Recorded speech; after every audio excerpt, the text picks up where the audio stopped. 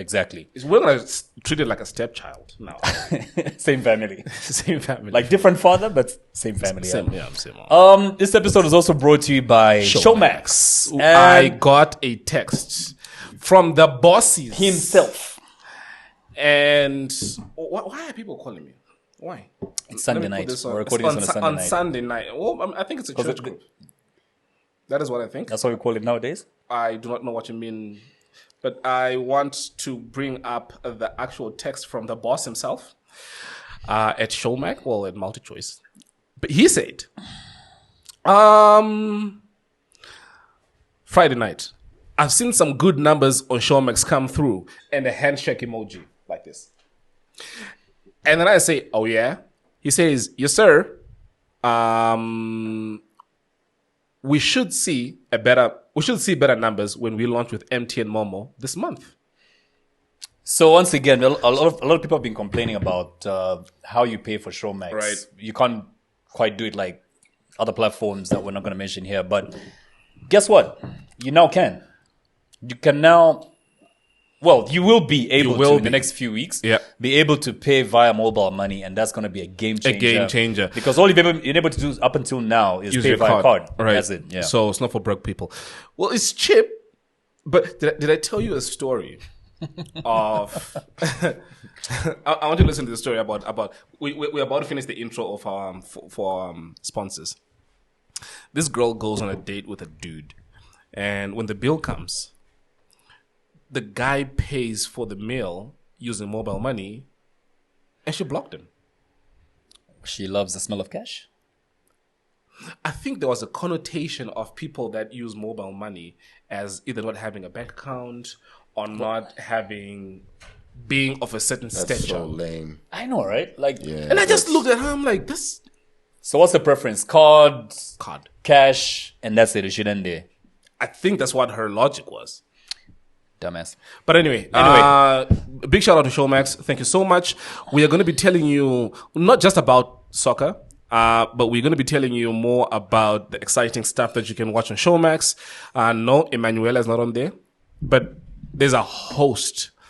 I remember I missed Shaka Ilembe. I think I was telling you this. Yep. Guess where I caught up with all the episodes? Showmax? About 10 years ago, I bumped into, to this date, what I feel is top 5, one of the biggest TV series ever, based off Mark Wahlberg's life, called Entourage. Have you heard of it? All 8 seasons, including the movie. Guess where they are? Showmax. You're very smart today. Guess what else is on Showmax? The Premier League. You can get the Premier League for 90 kwacha. Do you watch it? I have started. I'll show you on my phone just now. What did you watch last? I watched the Premier League. Hey, speaking of, I heard, and I'm about to butcher this name. Gob, where's your microphone? He doesn't have one right now. Ten Hag. Was it Hag 10? What comes first? Is it 10 Hag or Hag 10? We need to start watching soccer, man. Shut up. Don't laugh at me. You're as worse as I am. What's the guy's name? Well, none of you know this person? Nobody watches soccer here. Virgin, you do not know who I'm talking about? 10 Hag 10. One of the above. Anyway, dude, let's move on. Whoever that, the coach.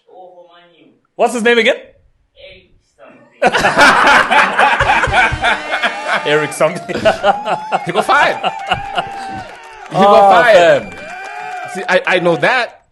I know he lost his job. Sir, do you watch soccer by any chance? No. No. Not really. So you seem to be alike in a lot of ways. You don't drink, you don't watch soccer. Man, so, it's funny. Jae Cash and I were having a conversation about this. So we're both introverts. Right. But we're actually very highly creative people. Mm-hmm. I love to watch my MMA.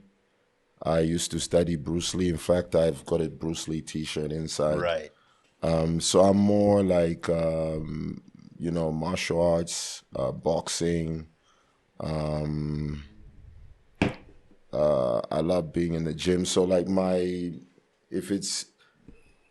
I played soccer and I was never really the top player in the team. It was like, okay, we don't have the numbers, so we're going to pick him and then he'll fill in. But damn, we hate having him on our team. they'll be like, nah, you can have him. Nah, you can have him. So yeah, nah. You were that guy, I the wish. substitute. To be honest, Honest is good. my favorite team, just from a branding perspective, is Man U. Right. Yeah. So, but Because I'm everybody just in supports love. Man U. No, actually, I just like the brand because Right. you know, I love the art. So just the brand. So that's as much as I can tell you. But I know the top players. Cool. For the young people like Resident Virgin who may not know who our guest is today, That's the virgin allow me right there. to. That's our Behind the screen. Resident Virgin. The one with the white shirt. What? No, he is a virgin, like for real. Resident Virgin. Yes. Yeah, like he's a virgin on the for crew. real. Congratulations, man. He's 20 years old and still a virgin. We're very proud of him. No. You know what? You know what, Virgin? I think. Where do we have a microphone? I think what we need to do is every single week we need to catch up with him to know if he's lost his virginity or not. How long? Why did I just? How much longer do you intend to keep your virginity? Hold on. Don't ask them yet. Let Gob plug in the microphone. Fam. And Okay. get one of the grey microphones. I think it'd be quicker to set Okay, up. so as that's being set up, you're about to tell me and do introductions, Kalenga? Yes, ladies and gentlemen, please put your digital hands together for a man who has been in the rap game for over, let's say, 20 years now. More than 20 years. About almost 20 years. Almost 20 years Yeah, now. Yeah. So Officer in Charge came out 2005. Let me finish my intro. Let me do my job. All right. This man has been in the rap game for over 20 years. His name has changed quite a bit over the years. Like Diddy? He's given us quite a number of hit songs which have don't mention we're talking about Diddy outside, right? Coming to that in a bit. Diddy He and has- coming? Really? he He had to became- put Diddy and coming in the same sentence? What was I? You're really doing a stellar job with this introduction, sir. The man has given us quite a number of hit songs in terms of hip hop, and he put together a clique called the Diamond Chain Clique. So many rappers came from that clique as well. We first knew him as Crisis. He was Mr. Swagger. Now he's what? Chisenga. Yeah. Why Chisenga? Let's start from there. Nah, you know, the crazy thing is I was never really happy with the Crisis brand, but it had gone so far. Yep. That I kind of felt like, man, how do I reverse this? Like I really couldn't. So I'm one of those kids that grew up watching, Transformers, and then just believing in the whole Stan Lee Marvel comics. And my idea was me sitting in villa, single mother raising me, and I'm bored. I don't have anything else to do. I'm sitting by the window. I just discovered hip hop, and I used to read comic books a lot before that. So my thing now is that, and that's tagging the comic book essence. My thing is that I'm going to save hip hop from all the cuss words and blah, blah, blah. I'm going to be the hero that saves hip hop from a crisis. You and That's Will like Smith. my 10-year-old mind thinking. So why would you then name yourself against the one thing that you want to save hip hop from? Because my name is to take care of the crisis. So why call So yourself that? I respond to the crisis. I'm 10 years old. I'm 10 years old, man. I understand. Oh, you're saying you came up with that when you were When he 10. was 10 years old. Oh, okay, cool. So that's reflective of where your mind was then. Exactly. That makes sense. Exactly. I mean, I had other names before that because everything kind of just spiraled into, like, you grow up listening to Run DMC, and then my friend Humphrey Mwanza's cousin, Paul, like, had just come home from Germany, and back then we didn't get information in the real time. When is back then? Sorry? When is back then? Good question. I'd say, for lack of a better date, 1986. Wait. You were 10 in 86. No. I'm just talking about back then, as in me and my friends All right. moving into hip hop. You and your friends moving into hip hop in 86. Yeah, because How old are you? we started getting. I'm wondering as well. So I started listening to hip hop when I was very young. I probably discovered hip hop music when I was like 8. Then I spent 2 years practicing because I used to draw more than I used to do more than I used to write rhythm and poetry. So I basically started studying hip hop for 2 years so I could be a part of it. Because when I discovered it, I was like, man, I would think that what I meant was that when I discovered it, what I meant it would do for my life is that it would turn into my bread and butter. I decided back then as a child. And then, so my friends and I I was talking about Paul. He flew in from Germany into the country. He had this Run DMC tape, Whose House, Run's House, and all this other stuff. I'm the king of rock. And we started like reciting those lyrics. And because hip hop was so new, a lot of our classmates thought that style of poetry that we were doing was this brand new thing that they just really loved to hear because it was different. And I loved nursery rhymes as a kid in nursery school at a school called Baba's Day Nursery School. Baba's Day. Yeah. My favorite part of that school was rhyming. It was always my favorite. So when I discovered hip hop, it was like, I love rhyming in nursery school. So like, this is my thing. And then I spent 2 years or about, I can't remember, correctly on the timeline. And I remember I was about 10 years old now, kind of been going to school back and forth and meeting friends that had the same, same hobbies. And yeah, we had a lot of things in common. So, yeah. And you then something? Mr. Swagger came in how? Well, I mean, you transformed quite a bit. Crisis to Mr. Swagger. Yeah. And I'll tell you what, so Crisis is more the superhero, his active, his, very energetic kid running around, excited about this new discovery. And then, the kid that just knows hip hop for what he hears, doesn't even know the importance of being original.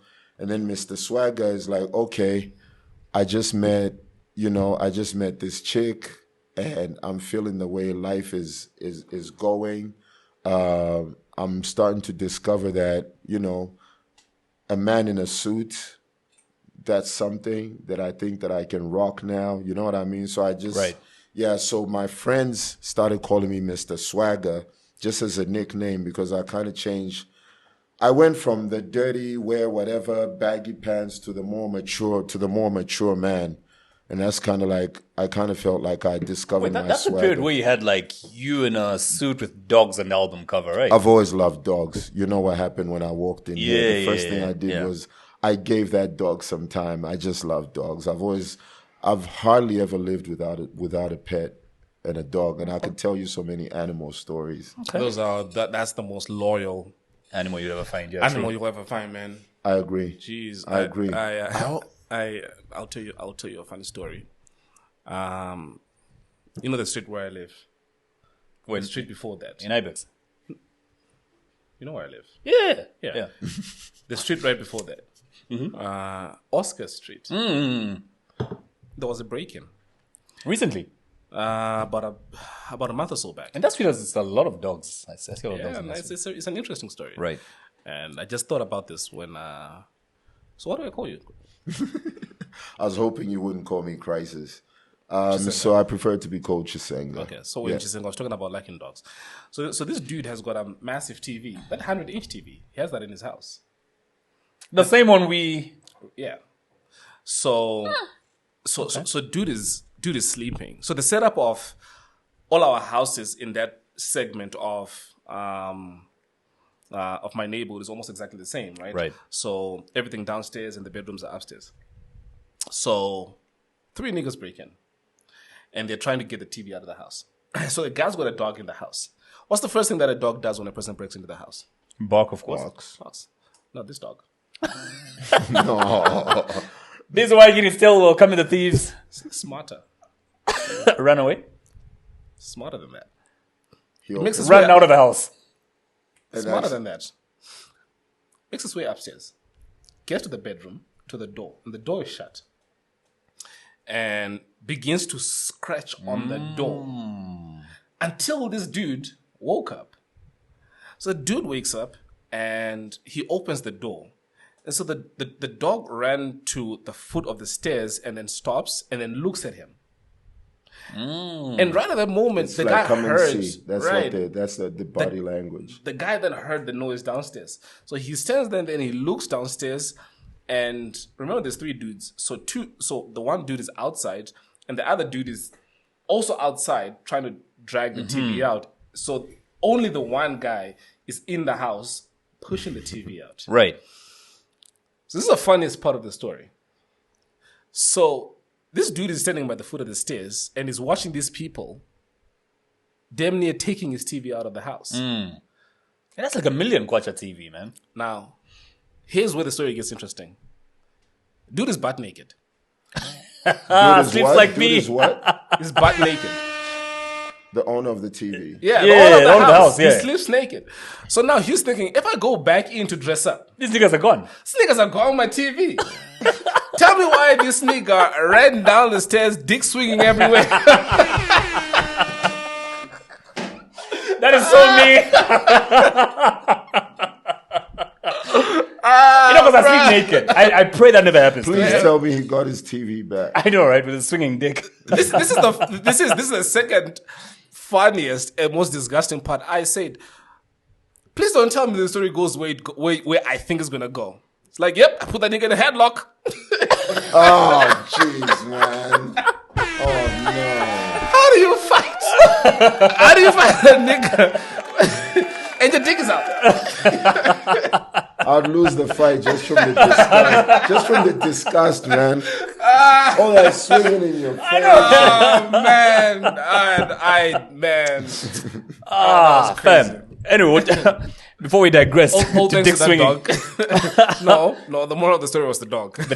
let's focus. Yeah. That was the dog. Senga, we're talking about your transition. So Crisis, Mr. Swagger. So how do we get to Chisenga then? Yeah, so the whole Mr. Swagger thing, and I was like, because I was trying to soften the blow with the fact that I started to dislike my first alias that I came up with. Because you grow up, because remember, we came up at a time where there was we didn't have the access to information like we do nowadays. Right. You know what I mean? So like, I only came to find out about branding when my brand had already like flown, and I was like, man, what have I done? And I didn't really realize the importance of proper branding and making it easy for people to find you online, things like that. So I basically decided, you know what? It's now or never. I have to do this. And like 7 years ago now, I decided, I want to use my real name, and I kind of felt like I was too far from home to not be at home with myself. That's the most profound line. That's deep. Yeah, no, I really did think that. But also, what I found is every time I was introducing myself, and I really think that we really should be proud of our African names. They're not common. They're significant to certain tribes, certain areas. Other people just have names. You know what I mean? John Smith. Yeah, you know what I mean? It could be everywhere. So I said that to say this. Like, every time I'd go out networking or met some new people and they asked me what my stage name was, because obviously I'd put my name forward to say I'm a hip-hop artist representing Zambia. What do you call yourself? Crisis. And they're like, oh, okay. And what's your real name? Chisenga. It was, oh, wow, that's a really nice name. Dope, then, you know what I Crisis. mean? And I heard that like a million times, and I knew that I needed to change my name. Was it 50 Cent who said that the day you met? Was it 50 Cent who said that? No. To him? No. Wait, what are you talking about, Willis? No. Because he met G-Unit. At some point, there were rumors of you joining G-Unit. No. I can clarify that right now, and I'm glad you brought that up. Cite your sources. Yeah. Remember, it was in the papers at some point. Yes, rumors it was. of you joining G-Unit. No. I think that sometimes, so back in the day, we didn't have clickbait. We just had journalists that would take a story, even if it was third-hand information, and just spin it and then run with it to get more, paper sales and more chat, more people talking about it on the radio, and then people making fun of me, like, oh yeah, he wanted to join G Unit, and then they turned him down. The truth is, I gave what's his name? I gave Havoc, because he's a producer. Right. I gave Havoc a cassette, a CD. Sorry, cassette. I gave Havoc a cassette tape because. CD. A cassette tape, because yes, they were signing a lot of people, and I was young, living in England, and I only came to find out that I was living in a very posh area only after I left England. Oh, so you thought the entire England looked like that? No, I just thought that I was just, in England. Like, it just seemed normal. Yeah, well, the fact that you only found... Okay, we'll digress, but carry on. But, no, that's got nothing to do with anything. But every time I talk about that place, I lived in a place called Epsom, Surrey, in England.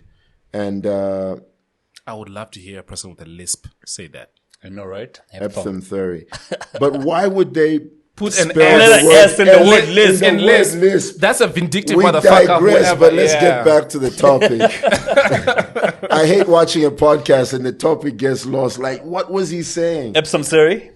So I lived in Epsom, Surrey, and then I was living and working in England. You know how it is, trying to fight the economics of living in a third world country, because back then Zambia was still really struggling. And then, so I had the opportunity to meet G Unit because they were just signing a whole lot of people, and I thought that they were a label that were growing. And I thought to myself, got to give it a shot at least. So I'm one of those, so my natural instinct is to always give something a try. And if it's within my reach, I'll do it. Just like I had a very tight schedule, but I heard you guys wanted to do this tonight, and I was like, man, I really want to be in the studio right now with the guys, and I've just seen Jae Cash and them. Yeah. And I've just seen my childhood friend, K Fresh, Katela Kalumba Jr. I haven't seen him in like years, and he came through to the hotel, and it's just like, I was torn, but I was like, but I have to do this. Thank you, man. Yeah, so. Appreciate it. Did I answer the questions? Oh, Yes, G-Unit. it was the Did G-Unit you join thing. them? And he said no. Yeah, no, but I actually never heard from them. I never heard back from them. And that didn't hurt me or bruise my ego, because I've been able to put out material and actually really start to appreciate my career as an independent artist. And you know what's so crazy is you grow up and you look at yourself back then and the demos you gave them, and you know why they didn't hear why you didn't hear back from them. Wait, the time you sent them the demo, did you then get to see them like sign a new artist in the period where you thought maybe you were going to be called? Yes, because they then started hanging with Mace. Right. But then... And you couldn't compete with Mace. No, I couldn't. Mace is... You know what's so crazy? I think people need to really pay attention to Mace, because he's actually still sounding nice.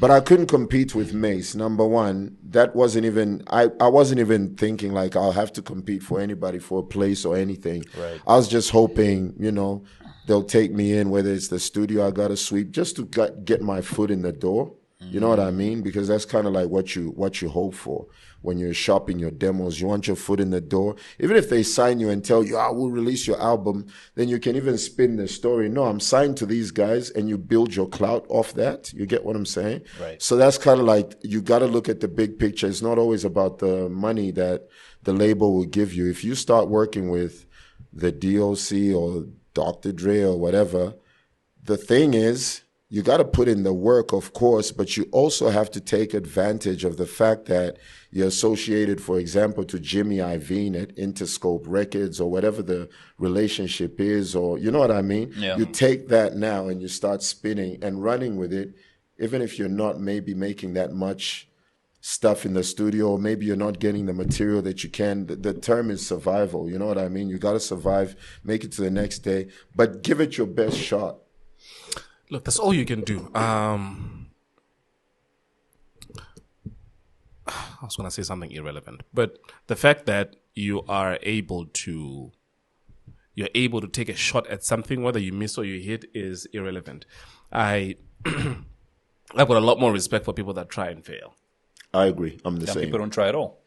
And Man, when somebody doesn't try, it just eats me up. you know how they say you miss 100% of the shots you don't take. Don't take. Yep. So yeah, man, him and I have got stories for days of days. Man, When opportunity was not grasped, when it needed to be grasped. No, not necessarily. No. Just us trying to get, sponsors and things just weren't working out for the longest time. Yeah, So. the doors that we knocked, you go and you speak to people. And I'm gonna tell a story, and I know you know exactly who I'm talking about.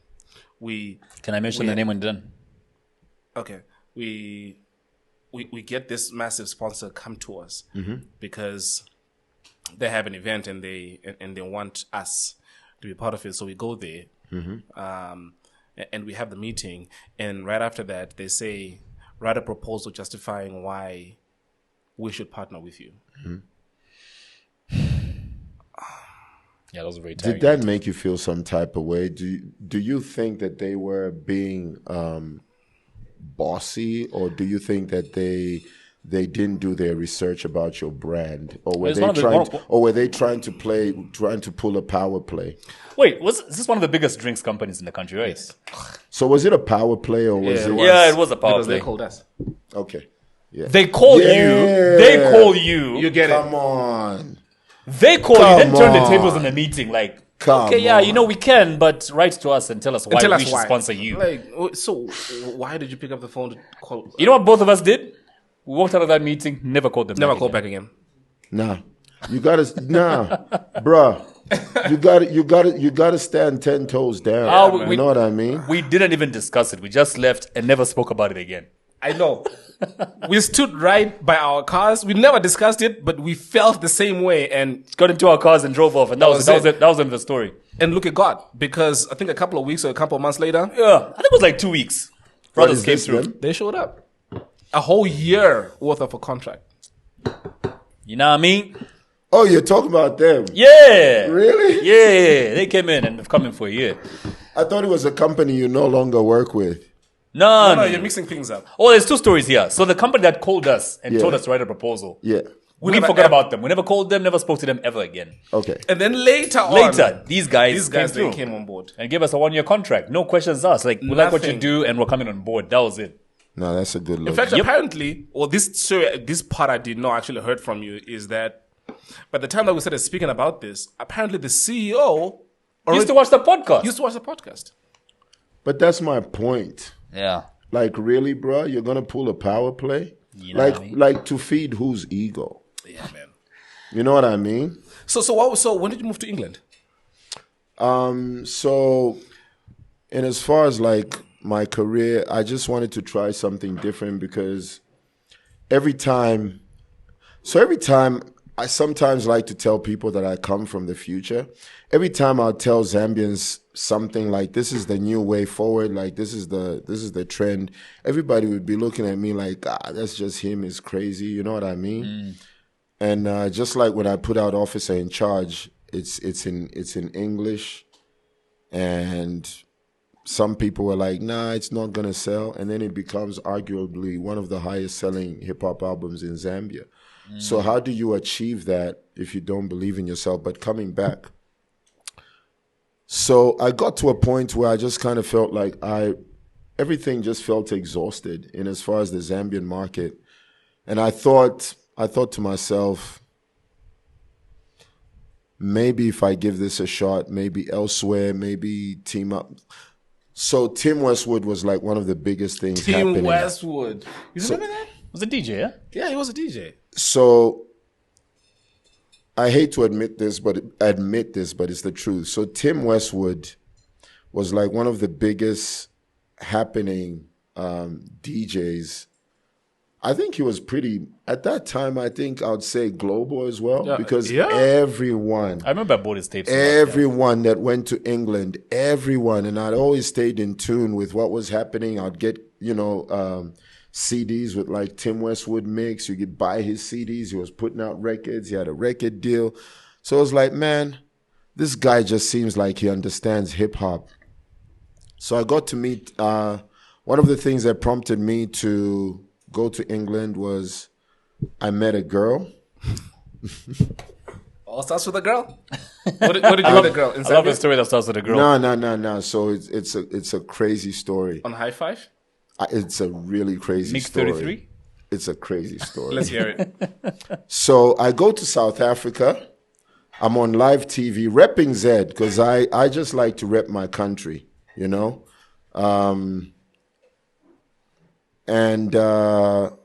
You know the old saying, ask not what your Country can do for you, but what you can do for your country? Yeah, I'm more that John F. type of Kennedy. person. Yeah, so I'm like, man, there's an opportunity to rep Z. There's all this stuff going on Channel O, blah, blah, blah, SABC. I talked to Chilulemba. He introduced me to a chick called Lee. She used to work for Channel O at that time. Lee Kasumba had found my music through Chilu. And then I think she spoke to some people. Then I ended up on a compilation CD in South Africa with guys like Cashless Society, Muggs. I don't know if you know him. It's spelled M-A-G-G-Z. Cashless The darker Society, I don't know dude. The darker dude. So Muggs and just a whole bunch of people. So I end up in South Africa, live battle on TV, SABC. Battle, I came second. By then, a few days before that, I just met DJ Fresh, and he was the first DJ to play my music on radio in South Africa. And I was surprised because I was looking for him, couldn't find him, found my way around, asking around, went to his office, didn't find him, went back to YFM, did an interview, went back to his office, and as I'm just approaching his office, he's walking out, and then we meet. He's like, "Hey, big dog." I was blah, probably blah, having blah. sex. Yeah. I cannot discuss his private life. No, it's public knowledge. He said it. Yeah. He's addicted to He's sex. addicted to sex. Really? Yes. Remember the roast. He said he has sex every single day. Wow. Yeah, the roast. Skumba. With Skumba said, yeah. while we are doing this, DJ Fresh is here. He said, Are you kidding me? No, true story. The roast of, whose roast was it? Somizi. Somizi, yeah. Skumba says, if you see DJ Fresh, He's either coming he's from... either coming from or going to have sex. So chances are when you saw him, That's insane. Tato. yeah. So he was the first to crazy. play music, yeah. Yeah, so he was the first to play my music on the radio. And then, so I started kind of building a little bit of hype.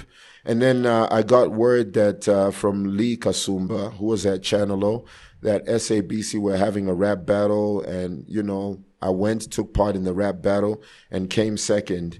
And then everybody started saying that Zambian guy won, but, you know, the whole... Well, who beat you? what was his name? AKA? No. What was his name, man? Dallas? Why are you saying all the light All the young ones. No, not young and ones. light-skinned, yeah. No, Adikosom, guys. What was his name? Pro Kid? No. What was his name? No, it'll come to you. It'll come to me. But anyway, South African dude won. I tuned into YFM in the morning, or was it a different radio station? I think it was YFM. And then DJ Fresh is talking about me. He'd played my song again. It was like, What nah. song do you remember what song he played? It was one joint that me and TK had done, and we kind of did it like, oh, I'm going to South Africa. We're going to need some fire-ish. So we cooked up a joint. I actually cooked up the beat, and then TK just kind of mixed and mastered it down. It was very much sort of like freestyle, and the chorus I remember was, honey, honey. I can't completely remember the chorus, but I remember that DJ Fresh was singing along to it when it ended. The idea was it was supposed to be a catchy song. Not my best work when I look back, because I've grown, obviously. But anyway, cut a long story short, I leave South Africa. The battles happened. There's a buzz going on that the Zambian guy won that rap battle, and SABC was live, by the way. So I travel back to Zambia. I tell people what happened, and there's a lot of phone calls going across Zambia, South Africa, people talking about my rap battle.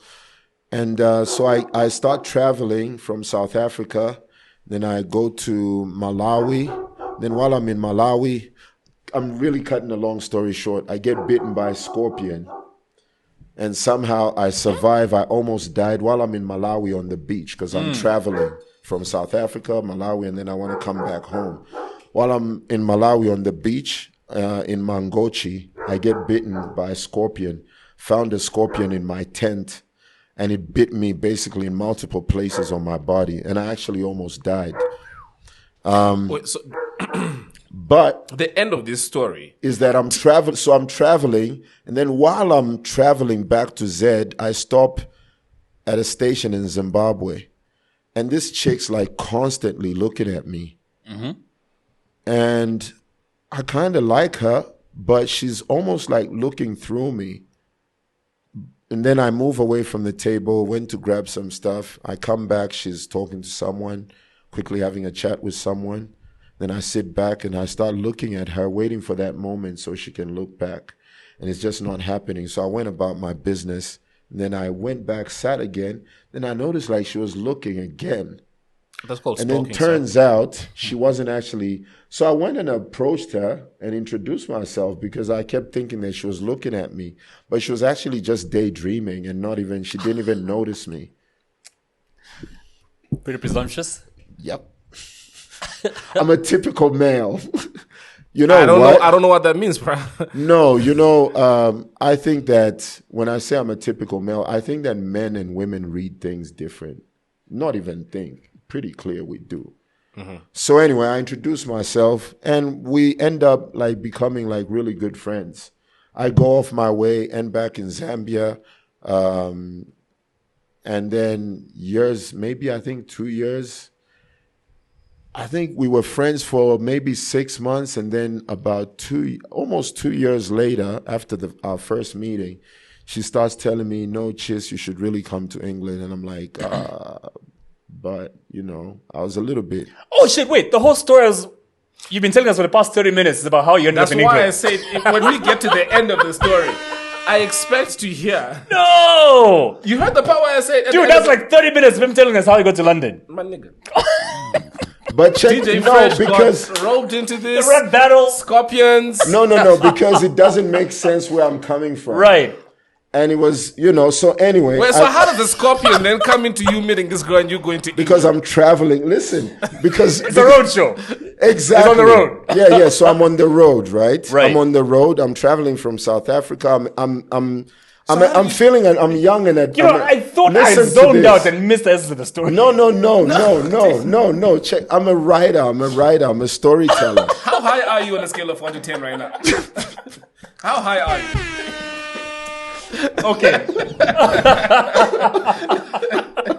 Oh my gosh. Really? Okay, cool. So where are we now? No. She says, "Chiss, No, really. come to England." Why did you ask me that question? I just, So, I swear to God, I thought that was going to be like a 10-second answer.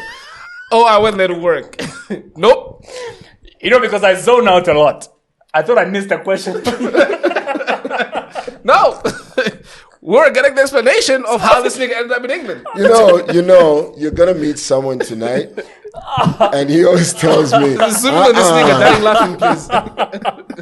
Because all the time I'm trying to figure out. "Oh my gosh, this is getting Scorpions." funnier. Can I finish?" Alright, cool. Do we have 30 more minutes or are we going to get to the England part? Ah, shit. Let's go. No. I'm back. I really need to stop. That was a commercial this break. Probably I'm a back. this probably a lesson, hey? Right. No, but I really need to stop. Stop what? The herb or the long stories? This nigga's hot. Oh my god! My Oh ribs. my gosh! Ah. That's not even that Okay, cool. funny. I'm It's following actually you now. not even that funny. I'm following you now. I would hate- So she says, Wait, "Cheers, hold come on. to England." I would hate for this guy to be a witness in court. People who Why do you think the judges are like, okay, this case is dismissed? people that have got nothing to do with that story are being roped in. Can you imagine a nigga a granddaddy's chilling See, this is now how- out of the blue? This is how Martha Stewart ended up in jail. You've seen the documentary on I have. Oh, this is how Martha Stewart ended up in jail. Stories like this. Anyway, you were saying? Anyway, so she's like, no, why don't you come to England? And I was kind of like, yeah, okay. I was, a bit skeptic. And she loved music as well. Her brother loved music. And I was like, yeah. And I linked up with so he's the only Zambian man in the aeronautics, on the aeronautics board in the UK, Professor Clive Chira. Oh, yeah. Yeah, so he had an interest in my music, always has, he's like a father to me. At this point, he's like a father to me and a mentor. And I told him about this chick, and he was like, well, okay, we'll sort things out. And because, you know, you and I need to meet as well. So it was, I guess, kill two birds with one stone. I get a chance to see my girlfriend, but at the same time, she was your girlfriend? Yeah, we made it official before she actually also came to Zambia to see me. At what point? In the 6 months? No, after in the met? 1 year. So after you went to England? No. Before I went to England, she came to see me. She came to actually visit me. Is she the one you end up marrying? No? No. All right. Okay. Yeah, so she came to see me. Something about Zimbabwean girls, isn't it? Sorry? Something special about Zimbabwean girls, right? No, she wasn't Zimbabwean. That's why I was telling you the story. But you cut me short. Where did you meet her? I was about to tell you. I was traveling from Malawi, and that's why I told you everything, so you follow the story on how I end up in destinations. So I'm young, ambitious. I've always loved traveling. So I'm in Zimbabwe, and she's supposedly glancing at me. And I think this girl keeps looking at me because I'm sitting across from her table, and she keeps looking this way. And she has earlier she had a look which looked like a smile to me, but she was probably looking at something that she was, I don't know, smiling at, and I thought it was for me. So the second time around, I come to my table, I see her doing the same thing. Not so much at first. Eventually she looks my way, and then I go and introduce myself, and then turns out she wasn't actually looking at me because I confronted her. I was like, did you want to talk to me? I saw you looking in my direction. Because I'm kind of like interested as well, because I thought she was beautiful and I wanted to get to know her. So I told Professor Clive Chiro about my newfound girlfriend. And then he's like, yeah, we need to get to know each other, see if we can work on an album. The album I worked with while with Professor Clive Chiro became my only Grammy recognized album. But coming back to England, she came to see me in Zambia, and that's when I knew that and that's when we made it official, because she wanted to spend a little more time with me. Right. And I told her about my ambitions and everything, so ended up in England, and that's You it. do realize that in all of this, I asked you where she was from, and you still haven't told me. She's English. There you go. Sorry, I should have said it. Yeah, English. So she was actually, and I think that what I liked about her is the fact that she was Christian. Was she white? She was actually missionary. Yes, she was Caucasian. Yeah. And the one you end up marrying as well is also white. Sorry? The girl is white? Yeah, she was Caucasian. Yeah. You're married to a Caucasian woman, right? Dr. Uma does not like this. I'm not here for Dr. Uma. Dr. Uma. And they look alike. Have you noticed that? They do. The hair, the eyes. If you grow your beard out, you look a lot more like Dr. Uma. But we are so blessed to be in the land of Africa. Dr. Uma can only dream about being here and living here. You're giving me a sign. You don't want to talk about your wife? No. Right. What sign did he give you? I just thought that's a question that you'd get into later, and I'm more than happy to talk about it. I don't want to give out everything and then skip your questions that you might have. Do you only date Caucasian, or do you only date Caucasian women because now you're married? No. There's probably more. How many have you dated? How many what? Caucasian women. How many? Three? You see what I mean? Yeah. Is there? Well, it's not a lot. It's a lot. Well, it depends on how many he's dated. Whether long term, that's a question. If he's dated 30, then no, 3 is a lot. Can be a crowd as well. No, not really. So, dude, is there a big difference that you have seen? Dating a black chick and a white chick. I think it just really goes with with the girl's upbringing, and that can make you or break you in a relationship. Because if she's brought up, in a hillbilly home, then that's what you're gonna get. If she's brought up in a Christian home, then that's what you hope you want to get. Pretty much what London said. You know what I mean? And if she's brought up in a bogan is like vaja vazungu variko monga vovutika mapanga milandu maningi wakonda unkala ija ya doti ija bogan. We call it bogan. Na language ija che yao savage waziwa. Right. Yeah, so that's bogan. So there isn't much of a difference. No, I mean, the way I see it, people are individual. You know what I mean? They exist individually. But and there's some things that are I hear cultural. you. Some I was about to say things the that same are thing. different, There are no. things that are cultural. I'm glad you mentioned it. I should have said it first. Culture-wise, there's a very, very big difference. And so I was raised in Zambia, right? Cultured, very much, and brought up in a Christian home. Very grounded. Yeah, very grounded. And then you go to, because I've lived in Australia the longest, Which part? Perth. Yeah, where every Zambian lives. Yeah, my father-in-law cusses like a sailor. So if I say the F word and not say it, I just say F. That, trust me, I'm trying. Because I've never really been, if you listen to my first album, I never really liked using explicit lyrics. Right. Explicit content. But coming back to culture, big difference. So like, I don't know whether this is a culture in Australia or it's just the world over, but what I've found in Australia, a lot of my fellow, I don't know whether it's just them that broke the house or whatever happened, but what I found with a lot of my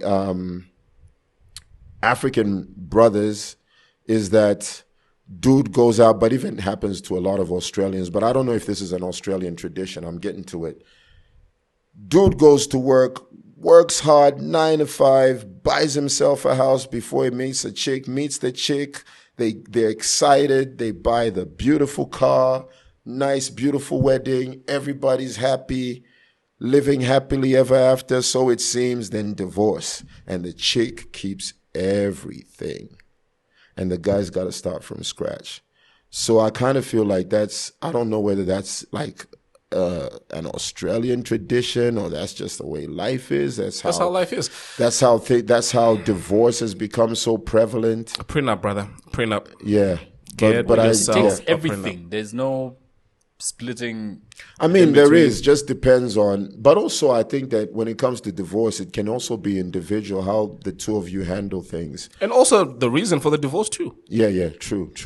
Yeah. So yeah, man, tradition-wise, there's a big difference between Caucasian women and African women. African women are very, very cultured. I've had situations where respect had to come up when I was maybe addressing an Australian woman and the way she spoke to me, or an Australian kid and the way they spoke to me, an Australian man and the way he spoke to me. Usually I'm a no trouble type of person. I like to stay away from trouble because Bruce Banner lurks within me and I just need to know how to control myself, you know. Where's your wife from? My wife is, so she is half Italian. And her dad has got German roots, but born in Australia. So she basically looks Australian, Caucasian. Right? She's got the dark Italian hair and the fiery Italian attitude. So the arguments are big. How does the Bruce Banner inside you handle that, though? The Bruce Banner inside me has to understand that no women and children get hurt. Right. Yeah. You know, I've got very strong opinions about Australians. Mm-hmm. Which I am not going to say on this here podcast because no. I'd like to hear it because I'm an Australian citizen. No, I'm so about I'd to tell love you. to hear You got citizenship now. Yes. Is it dual? Yes. Zambia and Australia now. Yes. So Zambia is one of the few countries we're fortunate that they've struck a deal, political deal, I guess, with the Australian government where we don't have to lose our citizenship. To don't be have to a denounce citizen. where you're coming from for you to get citizenship. Exactly. Yeah. But I can denounce my Australian citizenship should I choose to. And it's a blessing because I've got so much to share because this is years of catch up. Please feel free. So what I like about Australia is how they've quickly latched on to the fact that I'm a pioneering music artist, how they've latched on to the fact that I offer more to the arts than just to myself. It's not really just about me because we're at a place where the world is now global. So the more global it is, the easier it is for us to lift each other up and you know, build networks. And I just love the idea that the Australian government is now really riding behind me as well. Because my visit to Zambia, my performance at the UMP Festival has been powered by the Australian Arts and Culture Department. It's crazy because more to your point, I've got a friend of mine who's got a podcast in Zim. His name is Dennis Dube. Yep. He has got a podcast called Two Broke Twimbos. A couple of his episodes were sponsored by the Australian government. Yeah, the same department that... Yep. I don't know why we don't quite have, exports like the two that you've mentioned coming, especially artistic exports, being fully powered by the government. You know what I mean? In this country. A lot of them are being sponsored by foreign governments. You notice that? Not only should it fall under youth and culture, but also tourism. Exactly. I was about to tell you. I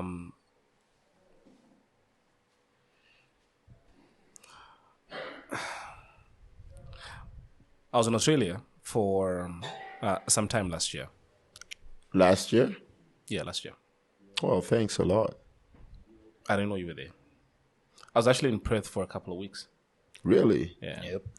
So I was in Melbourne and Perth.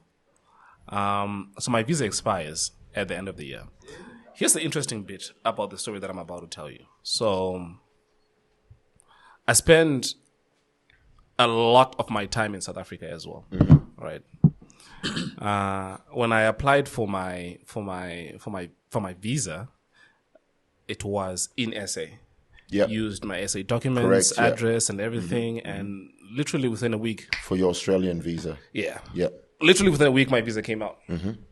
Went to Australia. I was there for a bit, and my visa expires, and I then decide I want to go back again at the end of this year. Yeah. Now, mind you, between when my visa expired and when I made my second application, I had traveled to different countries, right, that are harder to get into. And that really makes your application easier. I come back to Zambia, put in my application, use my Zambian address and everything. They asked me to do something that they didn't. In the first application. In the first application. You know what that is? Police clearance? Nope. Health examination. Oh, really? Can your ass go to the doctor, please? They thought you had STDs, bro. Yeah. Bruh. But that's Australia for you. That's... No, but my point though is... Yeah, but what's the difference between the two countries? I was about to say the same thing. If we're both in the same region, we're going to have the same tropical diseases to start with. Bingo.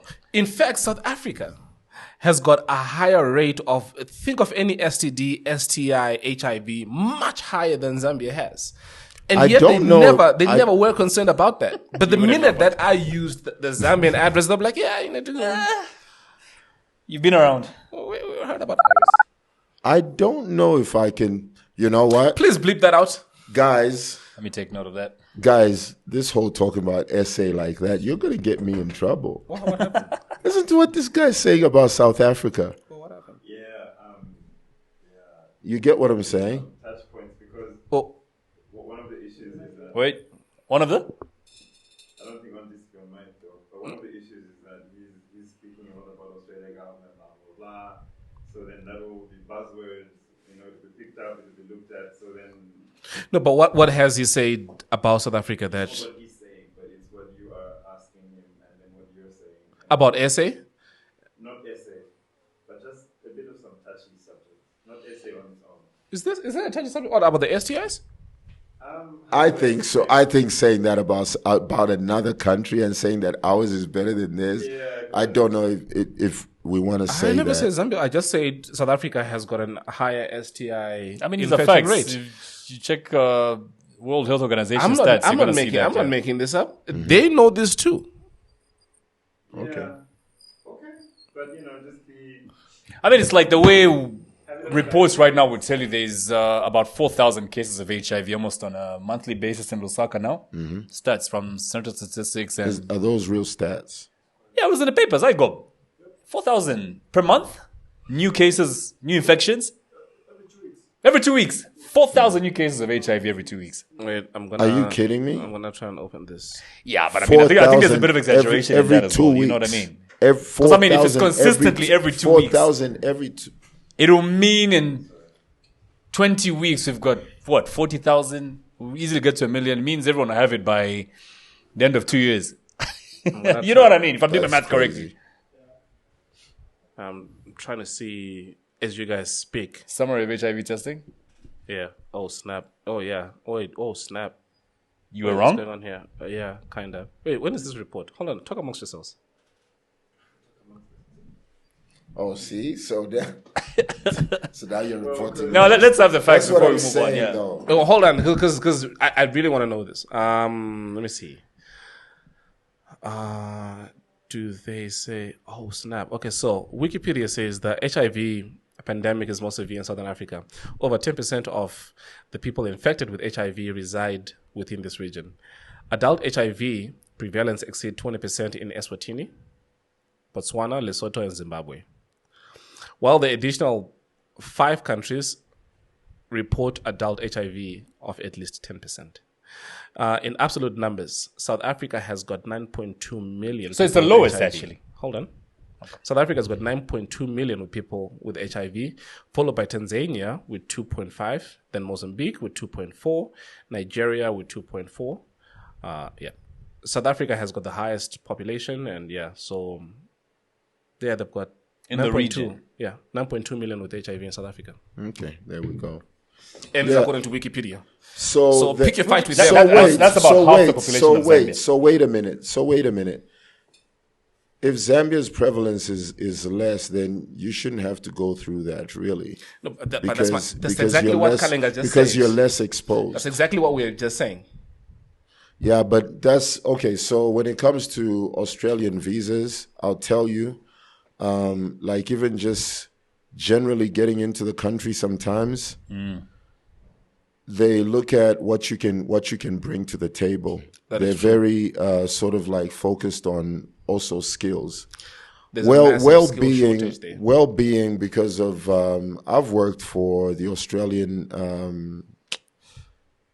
Anyway, so I worked for a department once upon a time where we had to do biological controls, and Australia is big on such things. So we were basically getting rid of certain bugs that were going to become prevalent and destroy certain fruit in Australia.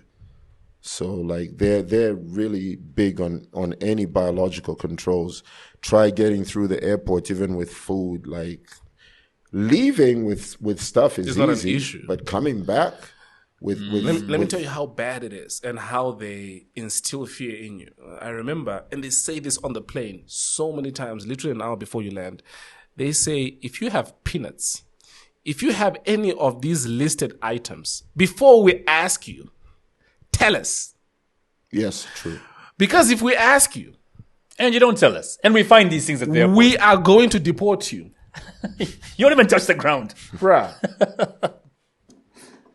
Yeah, man, that I had really weird educational experiences, and I've kind of felt like, just like in any country, really, the different parts of Australia are different. Melbourne is more vibrant. Much bigger. Yeah. I go to Perth, and It's a little more literally quiet. by More 11 laid p.m. back, it's like laid back. dead quiet. Yes. Took a small ferry, went to Rottnest Island. Oh yeah, Made cool. friends with a quokka. Yeah. Did Yeah. you take pictures? So They smile. My man. Who they do? Well, actually, they don't. No, they don't. They just look. They look like like they're really smiling. happy creatures. So let me show Yeah, you. they do. Always smiling and they Yeah. do. So I was about to explain about. So they don't really smile. So the thing is, That's you how need to- they're structured, like their faces, right? They look like they're smiling though. They look happy all do. the time. They right. do. So the thing with them is you need to know the angle at which to take the photo. So it has to be beneath the.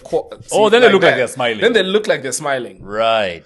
Right, Yeah, but but- then every photo I've seen of them, they look like they're smiling. Yeah, because of the angle. Everyone takes that angle then. Right. So you kind of have to That is position actually it. true. You kind of have to put that on That's funny. Yeah. I know I digress a little. Sorry, this is the last thing that I'll digress about and we go back to Australia. Kind of like one of the things that people never really show you. I've just told you that if you want to take a picture of the quokka to look like it's smiling, make sure that your camera is under the quokka.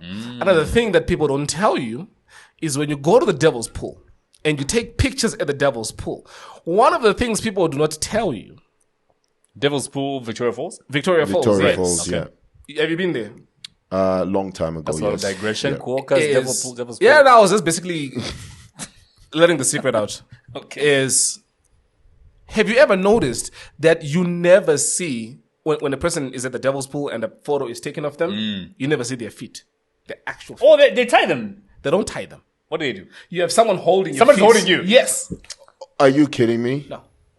Because I went and I did that. So they said, okay, so we're going to take a photo, but we're going to cut the photo right at the ankles so they don't show the person holding. So look at any photo taken of anybody at the Devil's Pool, you will never Whoever see was holding their was very feet. strong, man. With how fat you are. Yeah, man. Because Imagine that. Who was Easily. I could have pulled that Probably person. two niggas were holding your legs, right? who was holding Kelly's feet?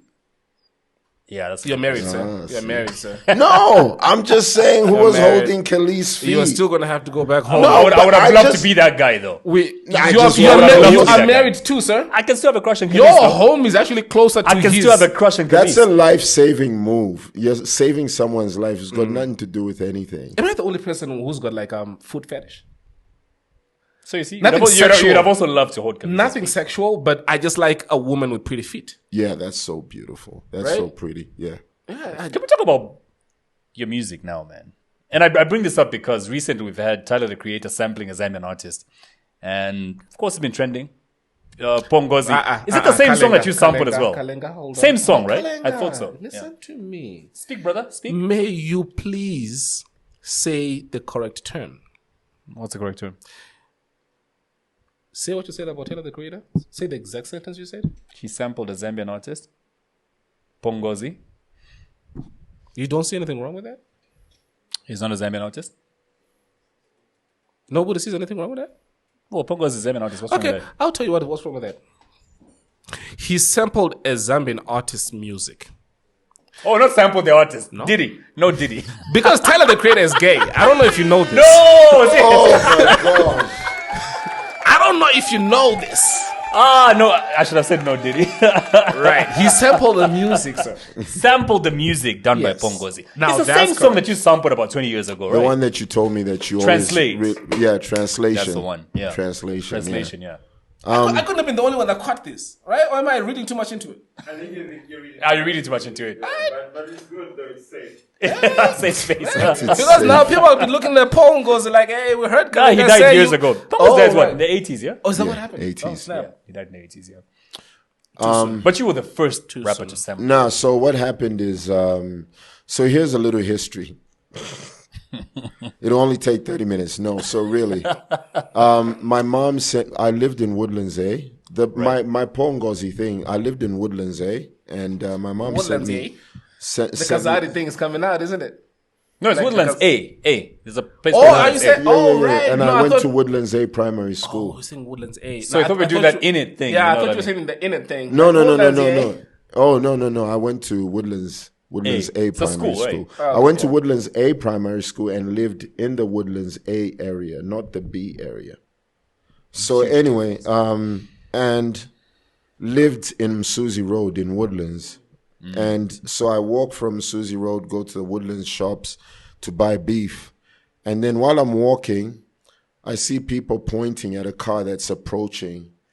And they're like, oh, that's Pongozi. So I hear people talking, but they're all kind of, I'm a kid, like I'm young, but I've seen this guy on TV so many times. Right. And everybody's like, that's Pongozi. So he comes, pulls up in a gray Skyline, sporty looking, and he parks. And then I'm like anticipating, his stepping out of the car, and I'm standing there. And then he steps out of the car. He's got like these studded boots. He's got like a rugged wristband with the spikes on it. He's got rings on. He's got dreads with things in the dreads. He's wearing long earrings. And looks like he's been smoking hella weed. So Were you waiting for me to comment on the weed? Because you kind of looked at me. You paused for a no, second. because you mentioned it. So I thought that was I thought that would make a good link for you. I just said you were high. I didn't say what you were high off of. So I go up to him because everybody's just like kind of watching from a distance. So I go up to him and I introduce myself, and I can't remember verbatim what I said, but I remember telling him that I liked his music, and then he shook his head, said thank you. But pre that, I forget one part. Pre that, before I approach him, dude steps out of the car, right? And then as he steps out of the car, what was the most famous car TV show we used to watch? Michael Knight. Correct. Knight Rider. Yeah. He steps out of the car and people are standing there. And I had heard stories about this. So it's one of the things I was waiting to see. And for sure, he steps out of the car. A few seconds later, the car says, "Vangozi mwaibara kuvala door." And then he goes back and closes his door. And I was like, that was smooth. How did he make that car talk? And because I became a sound engineer and whatever and started learning a whole lot, I realized he made a cassette that crap. he had because he was even a Z accent chick that he would put in his cassette player. So when he's approaching a place, the car would talk like Kit, and people would be like, his car talks, and you've been brainwashed by Knight Rider. Fits. Anyway, that's a lot of work, bro. Because you have to time. You have to time just a cassette the point of first play. Yeah, but you're approaching a place. You know that it's 30 seconds before the voice starts. The cassette player's got a timer. You not press only that, but you kind of have to make sure everybody's quiet. No, but he's got a big booming sounding system in his car. He put it on loud, man. People used to talk about this car. I heard the car talked as well before I met the car. Mind blown. I heard about the car talking before I met the car. Right. So I meet the car and the car's actually talking. And this is like a puzzle that I take home and I have to and I realized was the only way, okay, this is my conclusion. Mm-hmm. The only way he could make that, I know he ain't had Knight Industries money. So the only way he could make that car talk, and with all due respect, the only way he could make that car talk was by recording a cassette and playing it. And timing it perfectly. Oh, wait, so this is your theory. You don't know this for certain. No, I don't know this for certain, but having seen and heard what I heard, it can only be that he played a cassette, well-timed. He'll step out of the car for an amount of time, and then when he steps out of the car, leaves the door open, the cassette catches up with because he's waiting for the voice to come on. The voice comes on. That's exactly what I said. It's a lot of work. Because he's standing, he's adjusting his belt, the door open, the car talks, he goes back, locks the car, and it's in public. People are watching. Everybody's talking about Pongo's, his talking car, his Skyline. Wow. So I meet him and I tell him, I love your music. And my favorite song, I didn't know the title, was Nizaka Panga Ngozi. So fast forward, I'm living in Australia and I have like this garage in a shed made out of metal plates because I didn't have another space where I could make noise and not disturb the family. So I just put it in a shed. And I'm going through these Pongos, these songs, trying to remember. And I was like, man, if only I can rap on that song, that would be so killer. I think Zambia is going to go crazy for this. And then I find the song. Dun, dun, dun, boom. I was like, can I rap on this? Dun, dun, dun. Then I hear, because a lot of my technical friends, I've been told I'm pitch. I have perfect pitch. So I listened to the song and I made out exactly what I was going to do with it. I chopped up the parts exactly the way I wanted it. And I produced it, by the way, myself, mixed, engineered, everything.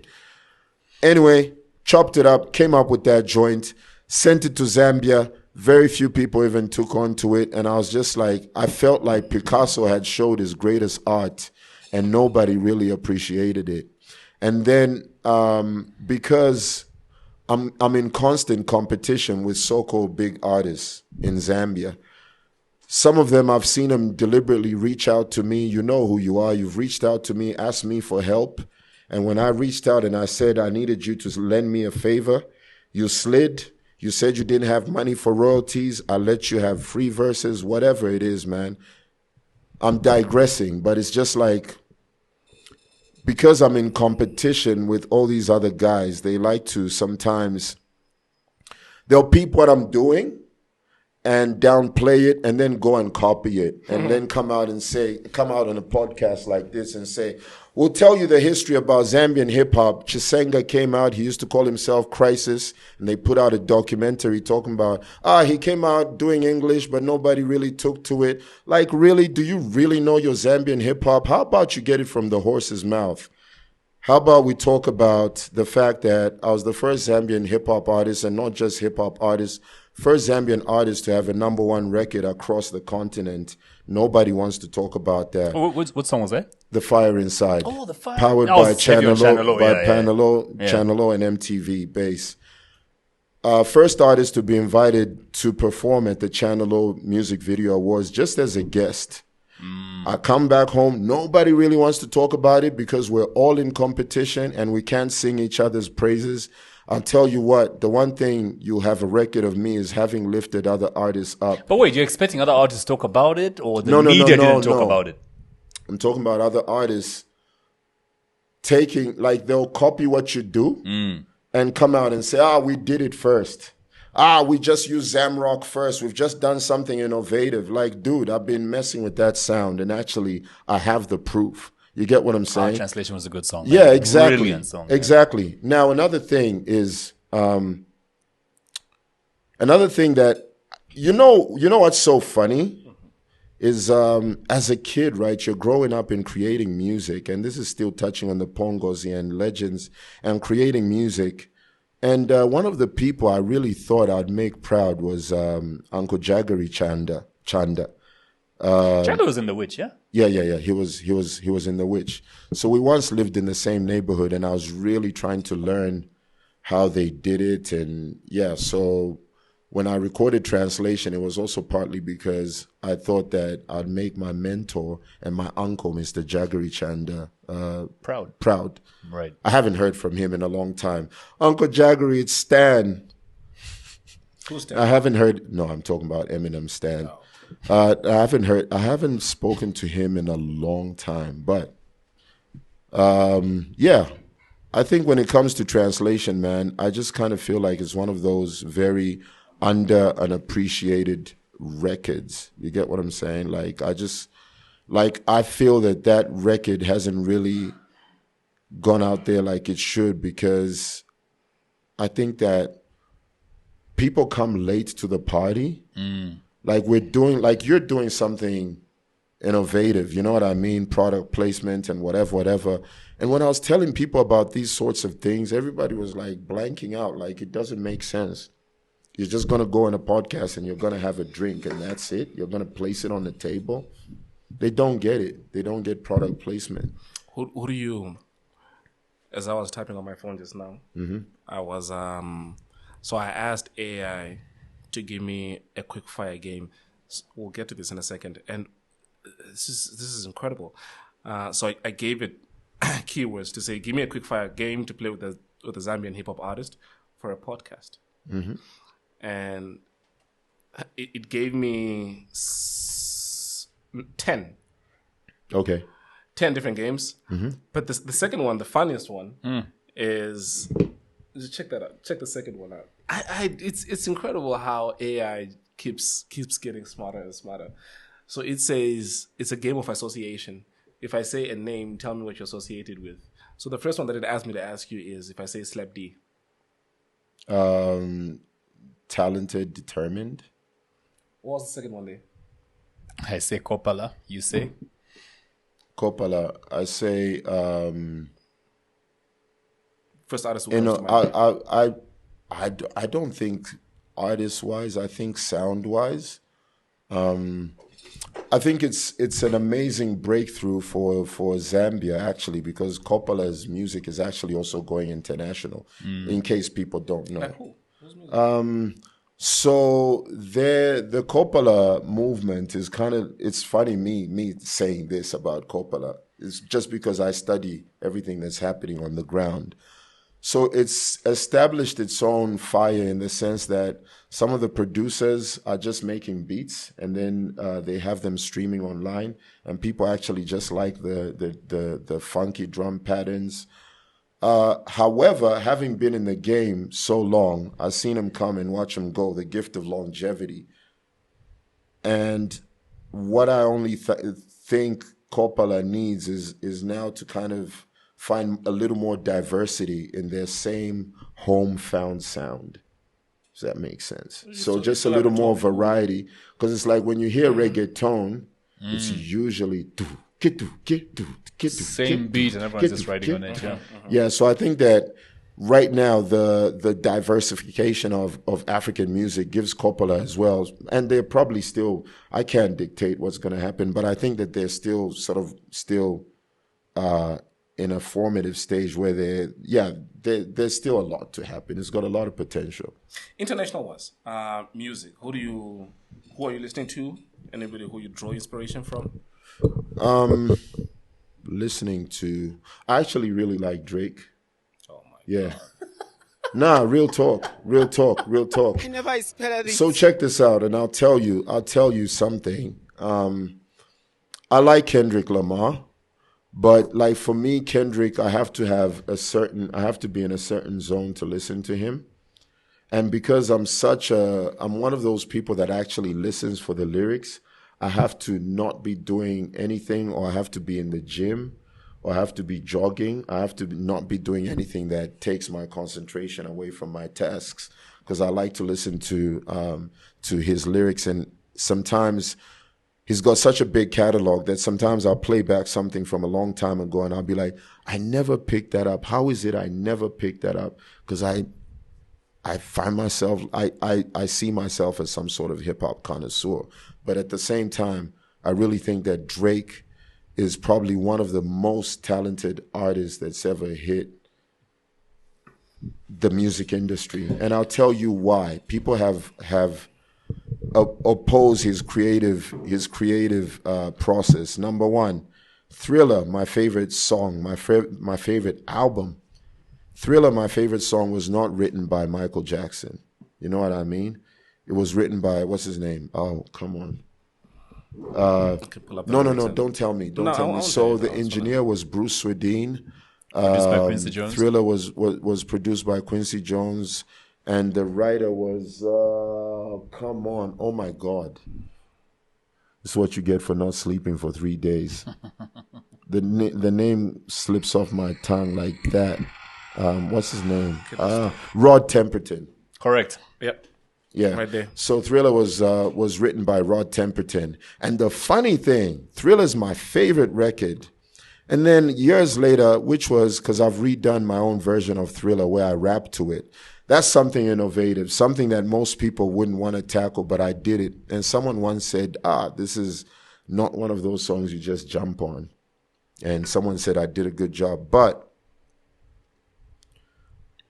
what was I saying? You were talking about your respect for Drake and... Yeah. So when it comes to Thriller, the crazy thing as well is that I come to find out just a few years ago that the guy that does the Thriller rap, oh my gosh, Vincent Price. Mm-hmm.